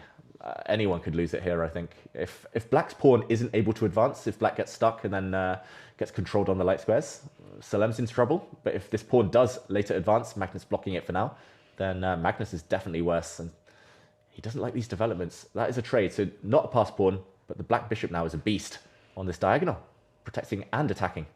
Wow. Anna is better in her round 9 game. She lost in the previous round on time, is what I could see. But Anna keeps fighting on. And so does Magnus, fighting for 9 out of 9. We are dreaming of seeing 11 out of 11. That's always incredible in Title Tuesday. Wow, this is so finely balanced, this position. It can go any direction. Yeah, virtually. Yeah, he allows this to happen with the pawn structure. Yeah. I guess he's arguing that at least his king has kind of built itself a bit of a palace here. It's kind of nicely protected, but yeah, don't try it at home. It's a very risky strategy by Magnus Carlsen. That white rook almost trapped. Questions keep coming in about Hikaru and Hans Niemann not playing today. Hikaru is missing his first Title Tuesday in the autumn split. He is traveling after playing a tournament last night. Hans Niemann is playing the US Championships. Magnus Carlsen is now better. Oh, Magnus better. He could have actually taken that pawn. He was maybe reluctant to move the white rook away from the defense of his king. But that pawn, now he does take it. And he's allowing a check. He's going to be very careful where he puts the white king. You don't want to get checkmated. He slides to the corner. The black rook can't move because the white rook would actually deliver the killer blow on the back rank. The black king has no escape squares. So for now, it's hanging by a thread for Magnus Carlsen, but it's working. And he needs to somehow keep up that momentum. Oh, that's a great move, though. Threatening bishop takes pawn. And it's going to go down to a time scramble. Again, Magnus with 40 seconds, but Salem only 17 seconds. Allows the capture, goes in. Oh, watch out. That's a check. You can't take there because the white queen would have swooped in with a check. Are we going to see a draw? Magnus doesn't go for the draw. And he's blundered. Oh. Magnus Carlsen. Why is that a mistake? It's a check. Not the best move. The black bishop could have actually used this check and forced the white king away. The black rook could have actually come into the position. There were other moves as well. That was a missed opportunity for Salem. And now the clock is red for Salem. Will he lose on time? Oh, he's still got such a big attack, and Magnus makes a mistake again. Where is the win for Salem? It's a check. Magnus has missed this one. Oh, he sees it now. He's getting mated. Magnus Carlsen is getting checkmated. The black queen is coming in. Next move. Game over. Is there any hope on the clock for Magnus? It's just checkmate. Forced next move. It's over. Magnus Carlsen loses his first game today. It's not going to be a perfect score. He is stuck on 8 points. Salem takes the win and goes up to 8 points. Same score as Magnus in a dramatic finish. Both players on red numbers here, but huge blunders by Magnus. Oof, yeah, that was unlike him. He could have actually taken a draw by repetition if he kept checking with his knight. He took a risk because he wants 11 out of 11, but it did backfire in the end. Ooh, heartbreak for Magnus Carlsen. Incredible stuff for Salem. Congratulations to him on a great win. Jumping into this one, still round 9. Oh, this is all about the clock. It's a total draw in the position. White's king cannot do anything to nudge the black king out the way, but now it will be a draw. Black can just pre-move. King to side to side to side to side in the corner. No way to get it out of there. Minley against Renato Terry. It is eventually a draw with red clocks, but no hope to win it. It's a draw. And both players take half a point. Both of them now on 7.5 points. All right, we only have 2 rounds to go in Title Tuesday Game Week 7. Magnus Carlsen now in shared lead with Salem Saleh. We're not going to see 11 out of 11. We will see Magnus Carlsen against Andrejkin in round 10. Woohoo! Yeah. Do you think Magnus knew he was taking a big risk there by not taking the draw? And he kind of just like, well, let's see if it works. Yeah, I think he knew, but these top players, they feel that they're invincible, especially if they're on a winning streak. Yeah, so, you've won 8 in a row. Yeah. What's it hurt to try? Yeah. The odds are that it works out, those risks, but that was just one of the exceptions. Well, here we are jumping into this one. Grandmaster Andrejkin on 7.5 points as the white pieces now against Magnus, coming straight from that heartbreak, that loss. And into round 10, of course, Magnus still fighting to win Title Tuesday Game Week 7 for the 3rd time in the autumn split. He's won it 2 times so far. Will this be the 3rd one? Yeah, big game here. 2 rivals as well from a very, very young age, both exactly the same age. They've known each other for many years. Andrejkin, a former candidate. He's played the delayed Spanish exchange here. He traded off earlier a bishop for a knight, giving black doubled pawns. But black gets the bishop pair in return. So as Virtual mentioned earlier, if black can survive to the middle game, the end game, open up some lines, those bishops will be doing a great job. Eval says slightly better for black because I'm guessing the black knight sits back on a very nice square and you start expanding on the other side. This knight will soon be kicked away and no real clear way forward for white. Andrejkin, a very positional player, very strategic style. And one of the Title Tuesday legends. He's won it 28 times, 28 second places, 30 third places. There's not many players who is on the podium more than Andrejkin in Title Tuesdays. He is also on the Champions Chess Tour standings leaderboard. He's got 5 points after 6 Title Tuesdays, fighting for more points. Today he's played all the Title Tuesdays in the autumn split, but a 3rd place so far is his best result. That was from Game Week 1. Will he do even better today? Yeah, I remember playing him in Title Tuesday back in 2015, 2016. Wow, yeah. He's one of the OGs. But this game, I said he was playing very positionally. Pawn to g4 signals intent. That move, he wants to start attacking. Magnus actually reacts, and look at that. He doesn't even move his knight that was threatened, because if he had captured there Magnus Carlsen, it would have been retaken, and the white rook would have delivered a nasty check. He's even willing to sacrifice the whole piece just to open up this line for the white pieces. This is sharp. This is really sharp. These are the games that we are hoping to see. Yeah. Just leaving the knight hanging for like 3 moves in a row, and neither side wants to do anything about it. Yeah, like that's the type of thing, like as black, you know you probably should take it. You know you can defend and just be a piece up, but you're scared. Yeah. It's one of those psychological tricks. Magnus says, no, I don't even want to risk opening up the line for the rooks. And the queen's coming. The queen's going to line up with the black king. This is very scary. Even if the eval bar says it's better for black. Look at Magnus Carlsen, hungry for revenge. Already much better here in round 10.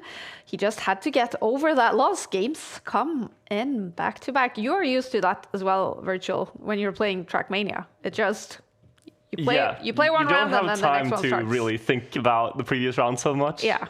We have a tournament a little similar to this. It's 23 rounds, but each round is like a minute, and you try to survive as long as you can. And if you make a mistake and you're on the verge of getting knocked out, you kind of just have to mental reset. It's a new round, anything can happen, and as about anything is happening in this game. I mean, Magnus, he did lose the previous game, much in part due to the open G-file, right? And now we're seeing something maybe similar about to happen, David? Yeah, I think that's why he's reluctant. That's great pattern recognition, actually. It was on the G-file. It was also the enemy queen, rooks coming, and those pieces are lining up. I think Magnus is actually trying to set up a sacrifice of his own. Oh, the knight does give way. They say never go back in chess. That is a bit of a sign, an admission of defeat. Magnus was lining up some sacrifices here to power open the d-file for his queen and rook. So I think Andrejkin got a bit scared. He blinked first, but whoop, watch out. There is a threat. It's a bad move, apparently, but knight takes pawn is a check that cannot be captured. And the black king just moves out the way. The problem is a knight and f5 looks nice, but if the opponent says, I'm not going to take you, what's it actually doing there? And Magnus's counterplay in the center is very, very strong. They do say flank attack, meet it with a central counter. And that's what Magnus is going for. Magnus is going for a win in game week 7. He has 8 points. That's the same score as Salem. And he is right now playing against Jeffrey Chong. And the bar keeps jumping up and down in that game. Apparently an interesting one, keeping a close eye on that as well. But Magnus has this in his own hands now, massively better. Yeah, the white attack has just fizzled out. It never got going, and the bar goes all the way to black side. I think you can just simply take this pawn, move the knight out the way, and you will be winning some material in the near future. Is there something immediate for Magnus Carlsen? I don't see anything else. Oh, okay, that's a pawn. Normally I would see loose pawns hanging, but I wasn't even looking that side of the board. Magnus, though, full board awareness. Very impressive. Not just taking a pawn, but doubling up on the base of white's pawn chain. He is massively better here. Magnus Carlsen. Should we check out if he's speaking to his fans on his stream? Very focused, Magnus Carlsen. In this game. He knows. Continue just to grab, I think. CD. So his intention is to grab pawns and pieces. Pawns and pieces. There were multiple pawns he could take there. The black king, surprisingly safe. Any ideas for him? No open lines towards it. And if you're white here, you're just begging, like, please take something. Open one line, Magnus. Give me some avenue. But he's just going to leave all that and work with the pawn in the middle, right? Yeah, that's enough. That's so annoying. Yeah, like, come on, give me a chance, you know? It's just like, no. Like, I'm chilling.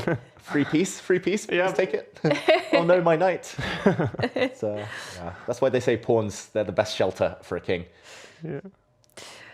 That sounds like a luxury problem for Magnus Carlsen in this game. Ooh, now he doesn't even take back that bishop. There we go. It was all about this pawn. Threatening to promote with a check. A new queen about to be born here. A queen is spawned. Wow, that always looks nice. Yeah. 2 queens, 3 queens on the board right now. And the last hurrah. He's going all in, but is Magnus going to even address it or just work on his own attack? Might have to. White is threatening checkmate in one move. Knight here would be a checkmate. That's a weird pattern. I've never seen that one before. But so Magnus does address it. Now a check can be met by a capture. Now the other white knight has disappeared. Yeah, too much material down now. White is a whole queen down, if I can count correctly. Tries one last trick, but queen takes here now, and this is going to end in checkmate to the white king. Game over. This just went horribly wrong for Andrejkin, almost from the get-go. Yeah, and there's going to be a beautiful checkmate now. Magnus is going to take that rook with his queen. One queen disappears, the other one delivers the mate. Beautiful finish to that game. And what a comeback by Magnus Carlsen. He lost in round 9, but he's back. A win in round 10 takes him to 9 points. Let's hear from Magnus. Played in the center.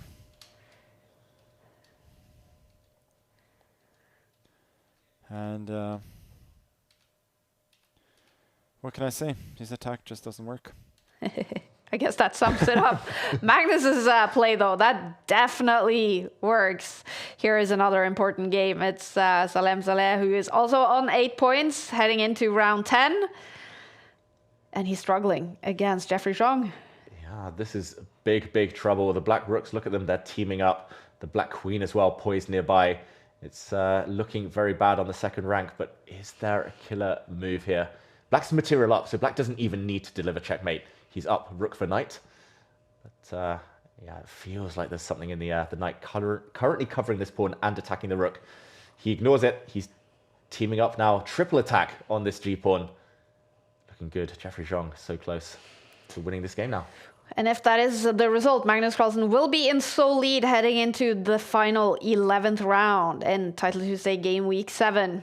Only 35 seconds left for Salem to save this game. I don't see it. I think you want to step this pawn forward, but there is the idea of rook takes pawn, and the black queen would actually be able to deliver a killer blow. Now you can even take this one with your rook. Do you want to, though? Okay, he just saves his other rook instead. Still winning Jeffrey Zhang. He's using the clock now. He doesn't need to deliver checkmate. He can even push pawns on the other side of the board in the near future. The queen gets kicked back. 40 seconds against 20 seconds.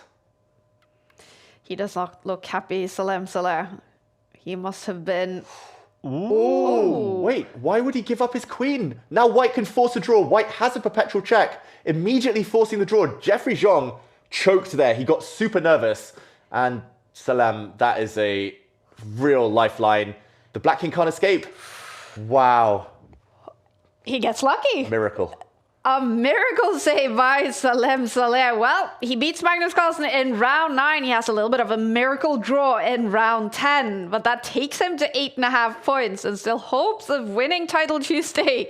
Game week 7. All right. If we're talking like football analogies, like scoring a goal, was that like missing about an open net, or what would you equate it to? Yeah, it's like the perfect play. Like you pass through the lines, you dribble, you nutmeg your opponent, go round the goalie, like you said, 1 yard from the finishing line. And he had 20 seconds extra and extra material and a mating attack, and he didn't win.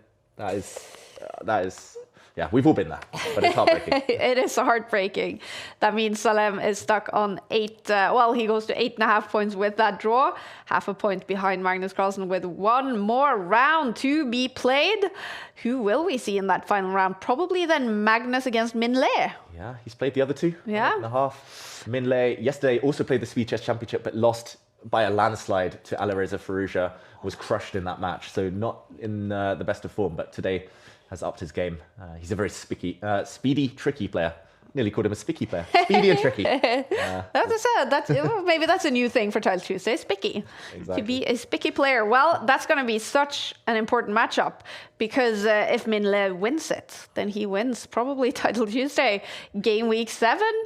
If Magnus Carlsen has a draw, well, it's looking good for him to win it. And there we have it on paper. It's going to be Magnus versus Min Le in the final round 11. Alireza Firouzja has fought his way back up the standings. He is on 8 points. And here we go. This is round 11. Magnus with the white pieces. If he wins this, he wins game week 7. Okay, and Magnus goes for the 4 knights defense. That normally means you want to play it a bit safe. Normally you only go for this opening if you're happy to kind of have a draw in hand. You want the escape, you want the bailout just in case for later. Here we go, yeah. Magnus Carlsen with less than 5 minutes on the clock now. They have 5 minutes, no increment in Title Tuesdays. Min Le is here to stop Magnus in round 11. Whew. All right, do you think Magnus would take it now? I kind of do, yeah. And I'm also curious about, the implications, whether Min Le has won one or several Title Tuesdays. That is something we can check the statistics on. But as David says, they are playing really quickly and into what, to my eyes, look like a draw. So not something too terribly exciting here. And then you have to look at the tie breaks, whether or not the tie breaks favor Magnus. He has beaten the others on the top, if that's something that is counted. But yeah, has Min Le won a Title Tuesday before?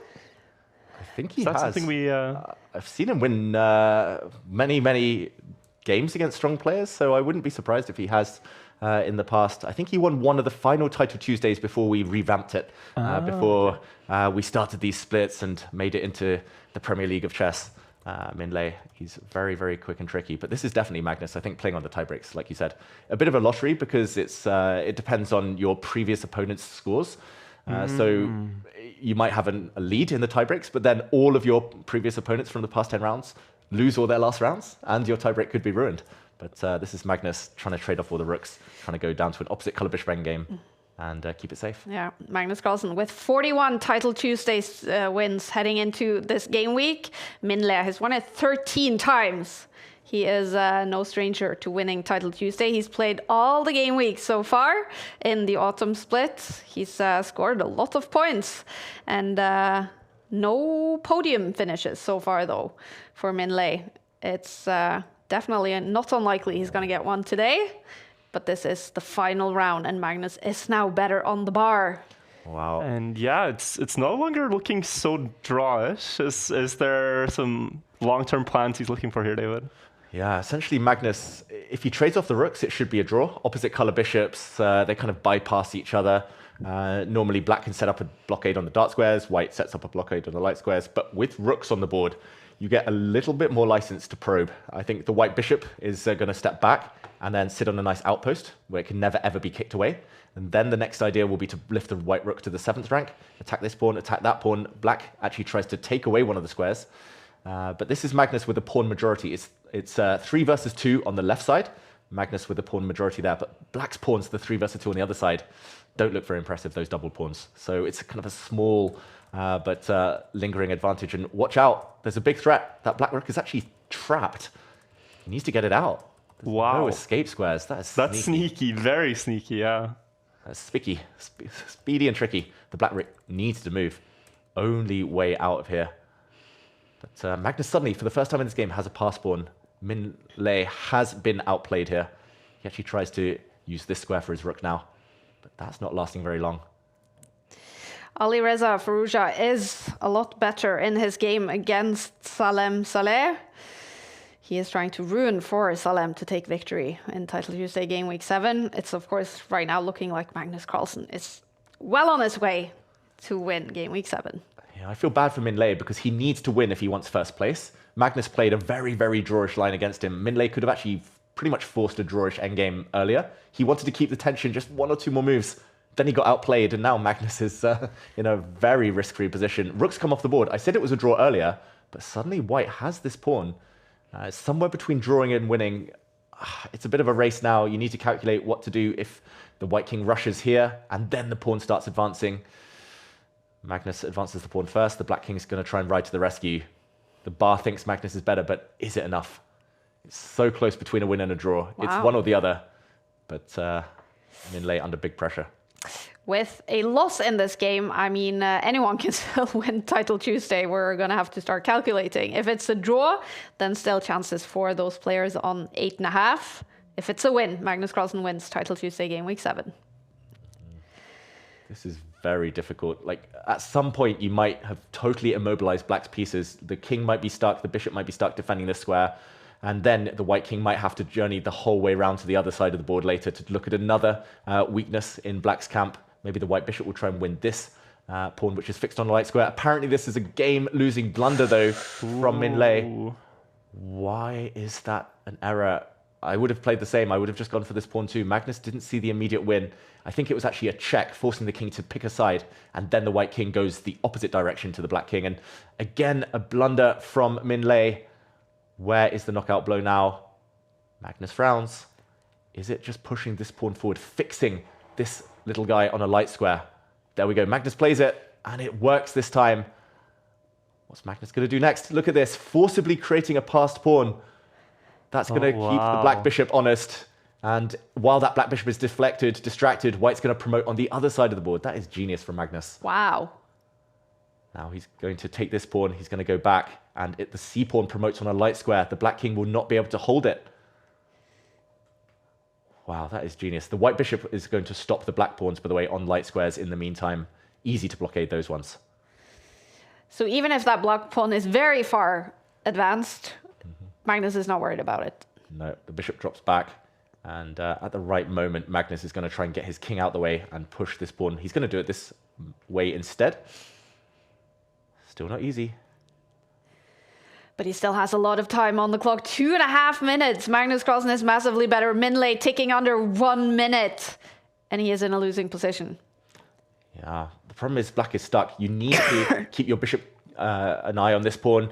Need to keep the white king tied down. I was going to say that. You need to push this pawn forward, but at some point the white pawn might run past. Now Min Lei is going to give a check with his bishop to stop the promotion. But then the white king is going to come over and collect some pawns. This looks terminal. 40 seconds as well against 2.5 minutes. This is like, we talked about scoring goals in chess. There are beautiful queen sacrifices, then there are endgame grinds like this. And Magnus, opposite couple of bishops, he's winning a position that normally isn't winning. But note how the 2 passed pawns are so far away from each other. That's how to win these positions. He almost looks bored, Magnus Carlsen, about to win Title Tuesday, about to win this game. He has so much time on the clock. Minlay in huge trouble. The clock is about to turn red. Will he simply resign? There's just so many threats where to even begin to deal with the mess on the board. Times on 4 seconds. I think he knows it is an unstoppable attack. And yeah, there it is. Wow, his clock runs out, Minlay. He leans back. Magnus Carlsen takes it. A few weeks in the wilderness. In the wilderness of fatherhood. He is back. That's beautiful. Tuesday. Congratulations, Magnus Carlsen. After a few weeks in the wilderness of fatherhood, to quote the world #1, he is back. He takes the win in round 11. He takes Title Tuesday Game Week 7. It's his 3rd Title Tuesday win in the autumn split. He is definitely back, and he has played fantastic chess today, David. Yeah, just one small blemish, that loss against Salem, but other than that, almost perfect chess from Magnus. Fantastic endgame play. He mentioned the word grind earlier. A lot of long grinds, outmaneuvering his opponents. But yeah, well deserved. Many congratulations, Daddy Carlsen. Daddy Carlsen is the daddy of chess, as Simon Williams would have said. Look at that score. 10 points for Magnus Carlsen. One little loss was a bump in the road, but no issues. Magnus Carlsen takes the win. Have you been impressed, Virtual? I have been incredibly impressed. I mean, you know he's an endgame grinder when you see the games and you're sat next to experts giving you just the rundown of how he's playing as other experts, but somehow making it look easy to just put them in an impossible situation to solve. It's incredible stuff, and a well-deserved win on his way back from the wilderness. Definitely, exactly. He almost made it look a little easy today, David. He seemed so chill. Yeah, definitely felt like he had a couple more gears he could have gone up if he really needed to. But I think the only time he was really stressed, Magnus, was that game against Salem, and that's when things got to him, taking risks to try and get 11 out of 11. In the meantime, Anna, is she still playing? Anna is still playing here in round 11, the final round, and the bar is jumping up and down in that one. We hope, of course, to get a comment from Magnus, but can we jump into the game? Here we go. Oh my. Oh, she's winning. She's got a second queen. 5 seconds, though. Oh, she needs to be fast. We are in pre-move territory. Wow. Can't you hold on? Take the rook, take the pawns, get safe. Pre-move, Check, maybe. Take the pawns, you'll be safe. Oh, the opponent slowed down there. She's safe. She's got to give some checks. Keep the rook safe, and she wins on time! For 5 points out of 11, which she is incredibly happy about, I believe. That is a score she chases, so... What a big smile. Yes, what a finish for Anna Kravling in the Dave Cave. She takes the win. Dramatic finish, but the Ice Queen keeps cold. She wins the game. That is cool to see, Virtual. You get proud. Of course. And you want to see the people you're cheering for do well, so you can see a big smile, happy, elated, I think, to win with 0 seconds left for both players. But just enough to hold on.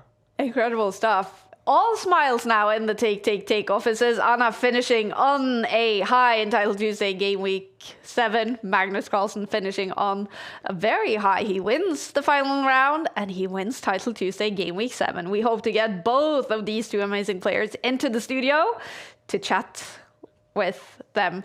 Before we do that, let's check out some of the action that we've seen here in the final few rounds. This one, of course, was a little bit of a low point for Magnus today.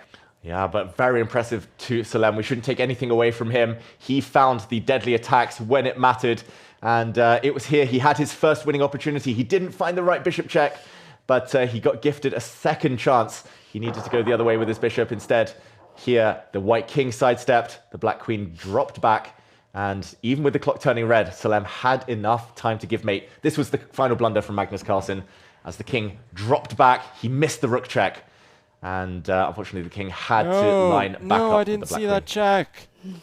I didn't see check on on E1. Okay. He was annoyed there. Well done. Magnus that was so unnecessary. Our hopes of playing a perfect tournament come to an end. and a sip of that huge glass of water. Magnus Carlsen was annoyed there in, was that round 10? Or round 9? Round 9, I believe? Yeah, round 9. Round but 9. It's interesting how for him, even winning this tournament, he's probably left with the thought of, man, it should have been the clean sweep in the tournament. Exactly. That's what I'm wondering as well. Like, is that what he's thinking about when he finishes the tournament? That, that one loss. Yeah, somehow losses linger in the mind more than wins. Like, wins are normal for Magnus. That's part of the day-to-day, but a loss is rare. So that's, so close to the perfect score. We hope to get a chat with the winner of Title Tuesday Game Week 7. And here he comes. He's sitting down. I'm going to find the microphone. And here you go, Magnus. Yeah. There we have it. Magnus, congratulations on winning Game Week 7. Do we scoot a bit so you can come in? Oh, we have the camera. Yeah. Perfect. Here he is, the winner. Yeah. Thank you very much. We are wondering, after playing so many fantastic games today, there was this one loss. Is that the one you're thinking about, or are you just on a high now? No. I mean, I fought back well and won the last couple, so I think as long as you have a perfect score, the plan is always to win every game. But I'm very, very fine with that loss. I was even talking about it on the stream that when queens get exchanged, I usually win. But on the rare occasion that I lose in these tournaments, I do usually get mated, and I did get mated. So it was absolutely fair, and I'm very happy with my performance overall. You've played fast today. David have commentated on many brilliant moves from you today. What are you the most happy about? I didn't feel like it was brilliant by any means, but it was fairly steady. There weren't a lot of blunders, and I was putting the grind on in the end games, and it felt like decent quality overall. And I also beat a lot of good players today. Like, didn't play Hikaru or Alireza, but a lot of very, very strong, both over the board and blitz players. So very happy. Yeah. And you say there at the end when you win it that you're now back after being in the wilderness of fatherhood. Magnus, congratulations on your baby boy. Thank you. What is life like with a baby boy at home? It's different, Yeah. of course, but I am certainly enjoying every moment of it, and I think we're a very good team, and we're getting good help as well. Yeah. I mean, we got all teary here in the studio when we saw the beautiful picture that Ella posted of you and your baby boy. What is he like? He's great. Yeah. What can I say? He's 2 weeks old, but he's fat and happy. That's exactly what it should be. What is sleep like? Are you getting enough sleep to play good chess? Yeah, I was today for sure. There was a 2.5 hour gap, in the middle of the night. But apart from that, I managed to sleep well, and Ella is very generous with me. So even though I'm obviously getting significantly less sleep than I was before, I'm still getting enough to get by on most days. Yeah. We haven't seen anything about a name or anything. Is there anything you can announce on that? Yeah, he has a name. Can you tell us? In due time, yeah. Okay, interesting. Now, I know the plans for you going forwards, Magnus, is actually quite packed. You're going to St. Louis to play a big tournament. Are you playing World Rapid and Blitz over the Christmas? You're, of course, going to South Africa for freestyle. What are your plans? Well, I've pretty much kind of cleared my schedule for September and most of October. But I'm still a professional player, so I got to get back to work at some point. Will you bring the family to these travels? I think St. Louis, it's a bit early, but then I think afterwards it's a good chance. Yeah.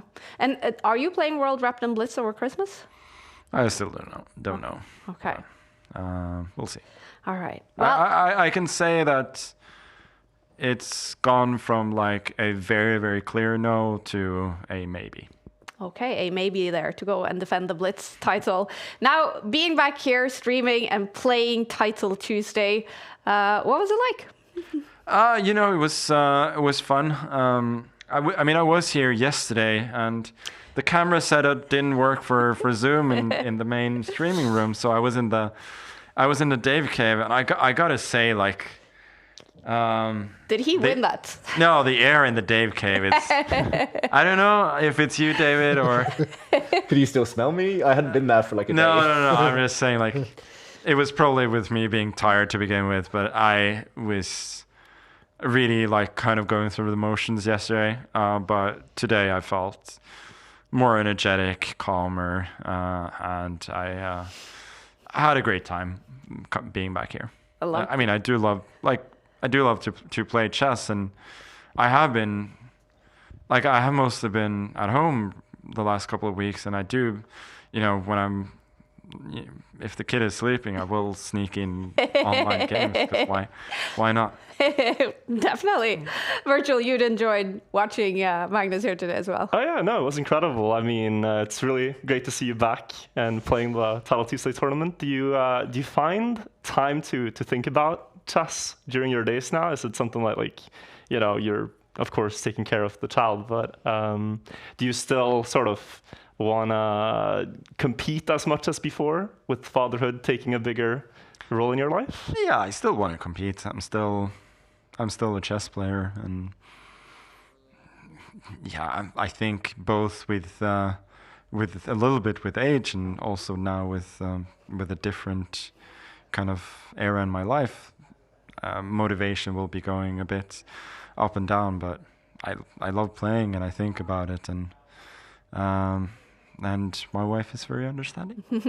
I actually saw an interview with Erling Haaland the other day, another Norwegian top athletes, of course, talking about how having a kid actually made him even better, because now it's easier for him to take some time and relax and have his head in other places than football. Do you see that happening for you as well?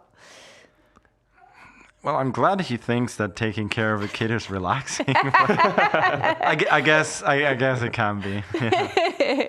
Magnus, you've proven definitely that you are the one to beat in also Title Tuesday, this new 5+0 format. You win it for the third time here in the autumn split. Does this mean something extra special, winning it for the first time as a father? No, for sure, and especially after a couple of poor showings, it was good to just play some really decent chess today, and actually feel like I'm up to speed. Fantastic. And now it's home to the family? Yes, I'm looking forward to that. When can we meet the little one? We'll see. Magnus, congratulations both on the baby boy and on your Game 7 victory. Thank you so much. Thank you for joining us. We're going to make a switch in the studio. Anna Crumling is coming in. Here we go.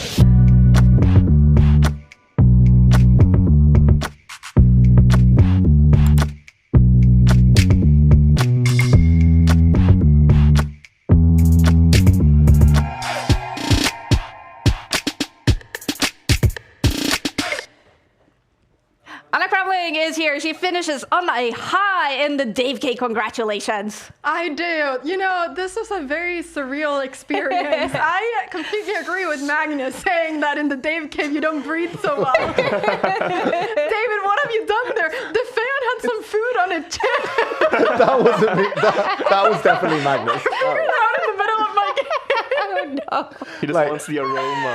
The smell is me, but the bad air, that's the lack of windows. Yes, that's my excuse. Yeah. We are working on that. I apologize for that, Anna. You can definitely blame your losses on that. But let's talk about your wins. You had some great performances today as well. I did. I mean, it was fine. 4 points. That's what I said. 4 points, I'm happy. Like, it was okay. But there were just a couple games that I was completely winning that I lost on time. I don't know if you saw any of them, but yeah, there were like 2 games where I was a piece up or something and I just lost on time. So it was very tilting in that moment. Hence, if you heard some screams, I realized that my door was open, which was a bad idea.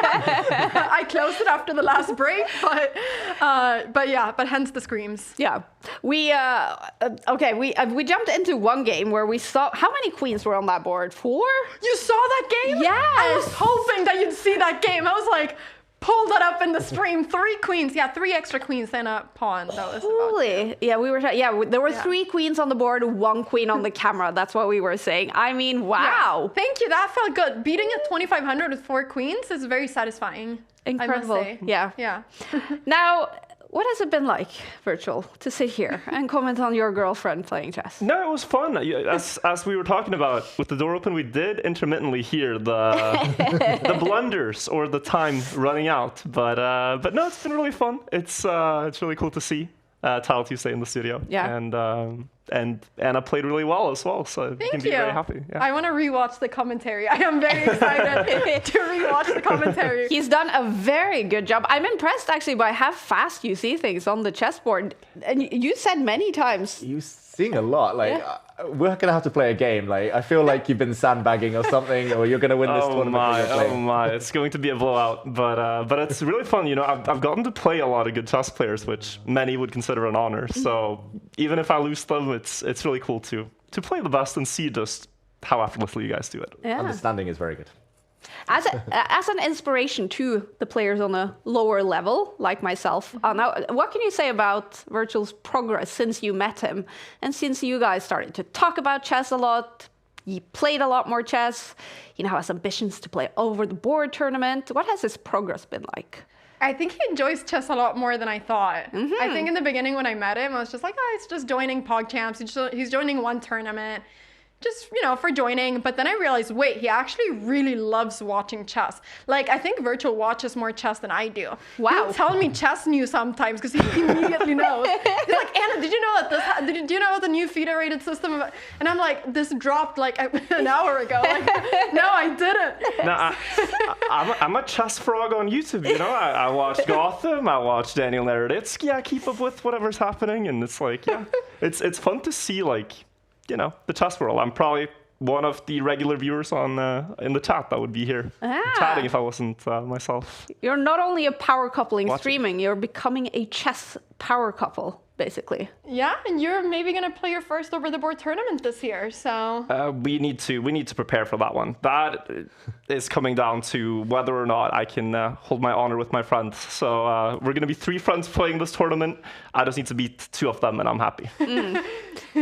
Well, if I lose to all my opponents, it's fine as long as I beat my 2 fronts. Okay, yeah, I was gonna say because you can't. Yeah, it's just 2 more left out of the 3. So I figured you're gonna beat all your friends. Yeah, that's everything. All 2 of them. Yeah, all 2 of them.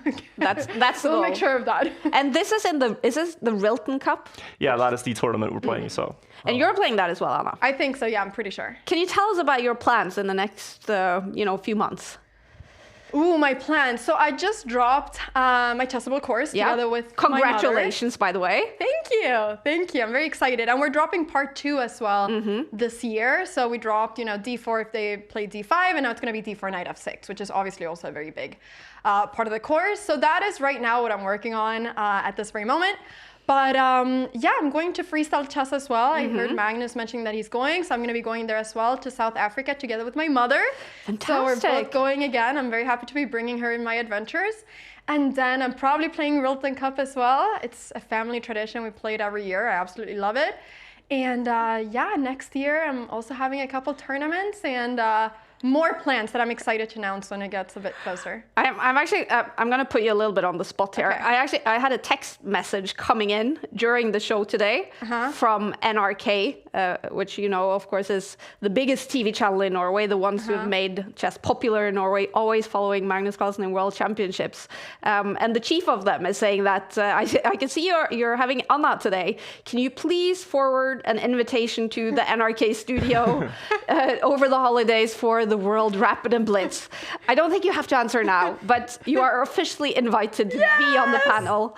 I think you've been invited before, but maybe it hasn't worked out. Most last years, I guess. Exactly. They didn't want me there, and it's an honor. It's a very big channel, of course.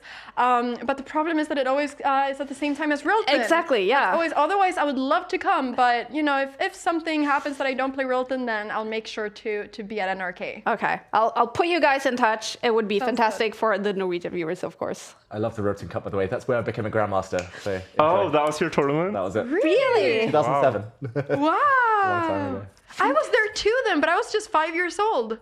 Yeah, we didn't play in the tournament. luckily for me, that was. Really? Rilton Cup, was where? Stockholm. Yeah, fun memories. Fantastic. Have you been back since to play the tournament? No, I want to keep the fun memories. I don't want to. So you're never playing again? The Rilton Cup? Yeah. Maybe someday. I'll take that as a I'll no. combine it with a holiday. Okay. Speaking of which, what is your playing plans, David? Have you made a decision on a playing career? I'll play more next year. I'll still play in the Really? German Bundesliga, so same team as Magnus. I've agreed to play a couple of weekends next year. I want to train for the British Championship, Olympiad next year. Oh, that's true. I was watching England today in the European Team Championship. I've never been more stressed or nervous in my life, and then I realized actually playing is probably like not that bad if I'm this stressed just watching.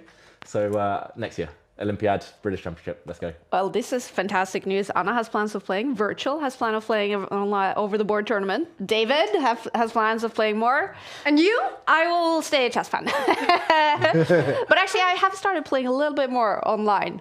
I'm getting back into it, actually. Good. And enjoying it. Very good. Feeling inspired by all of you guys. It's fun to watch. Anna, thank you for being here, streaming, playing, sharing your energy and your great mood today. It's been fantastic to watch. Thank you so much for having me. And it was so fun that Virtual got to commentate as well. I literally am so excited to rewatch this. It's going to be amazing. You cannot roast my... I did my best, everybody. I hope you all enjoyed watching. And thank you all for having me here. Take. Appreciate it. Go download the app, check out for more chess news, and play some games yourself. We're all talking about how much we're going to play. Exactly. You guys should play chess too. It's a great mind exercise. I love it. All right, before we say thank you to all of you, we have to take a look at the Champions Chess Tour standings. We are done with 7 game weeks, and this is the road to the Esports World Cup next year. Magnus Carlsen is on top, scoring 10 points today. He's on 33 points. Alireza in second with 25 points. Hikaru, even if he didn't play today, still in there. Same with Hans Niemann, Esipenko in 7th place, because Magnus is already qualified for EWC. It is those top 7 spots right now, making it through. All right, that was game week 7. That was the halfway mark in the autumn split. Next week, game week 8. We'll be back, same time, and with more exciting chess, more drama, more brilliancies, more time trouble. Always a lot of fun with Title Tuesdays. We'll see you next week. Bye. Bye. Bye-bye, everybody. Ooh. I'm hated.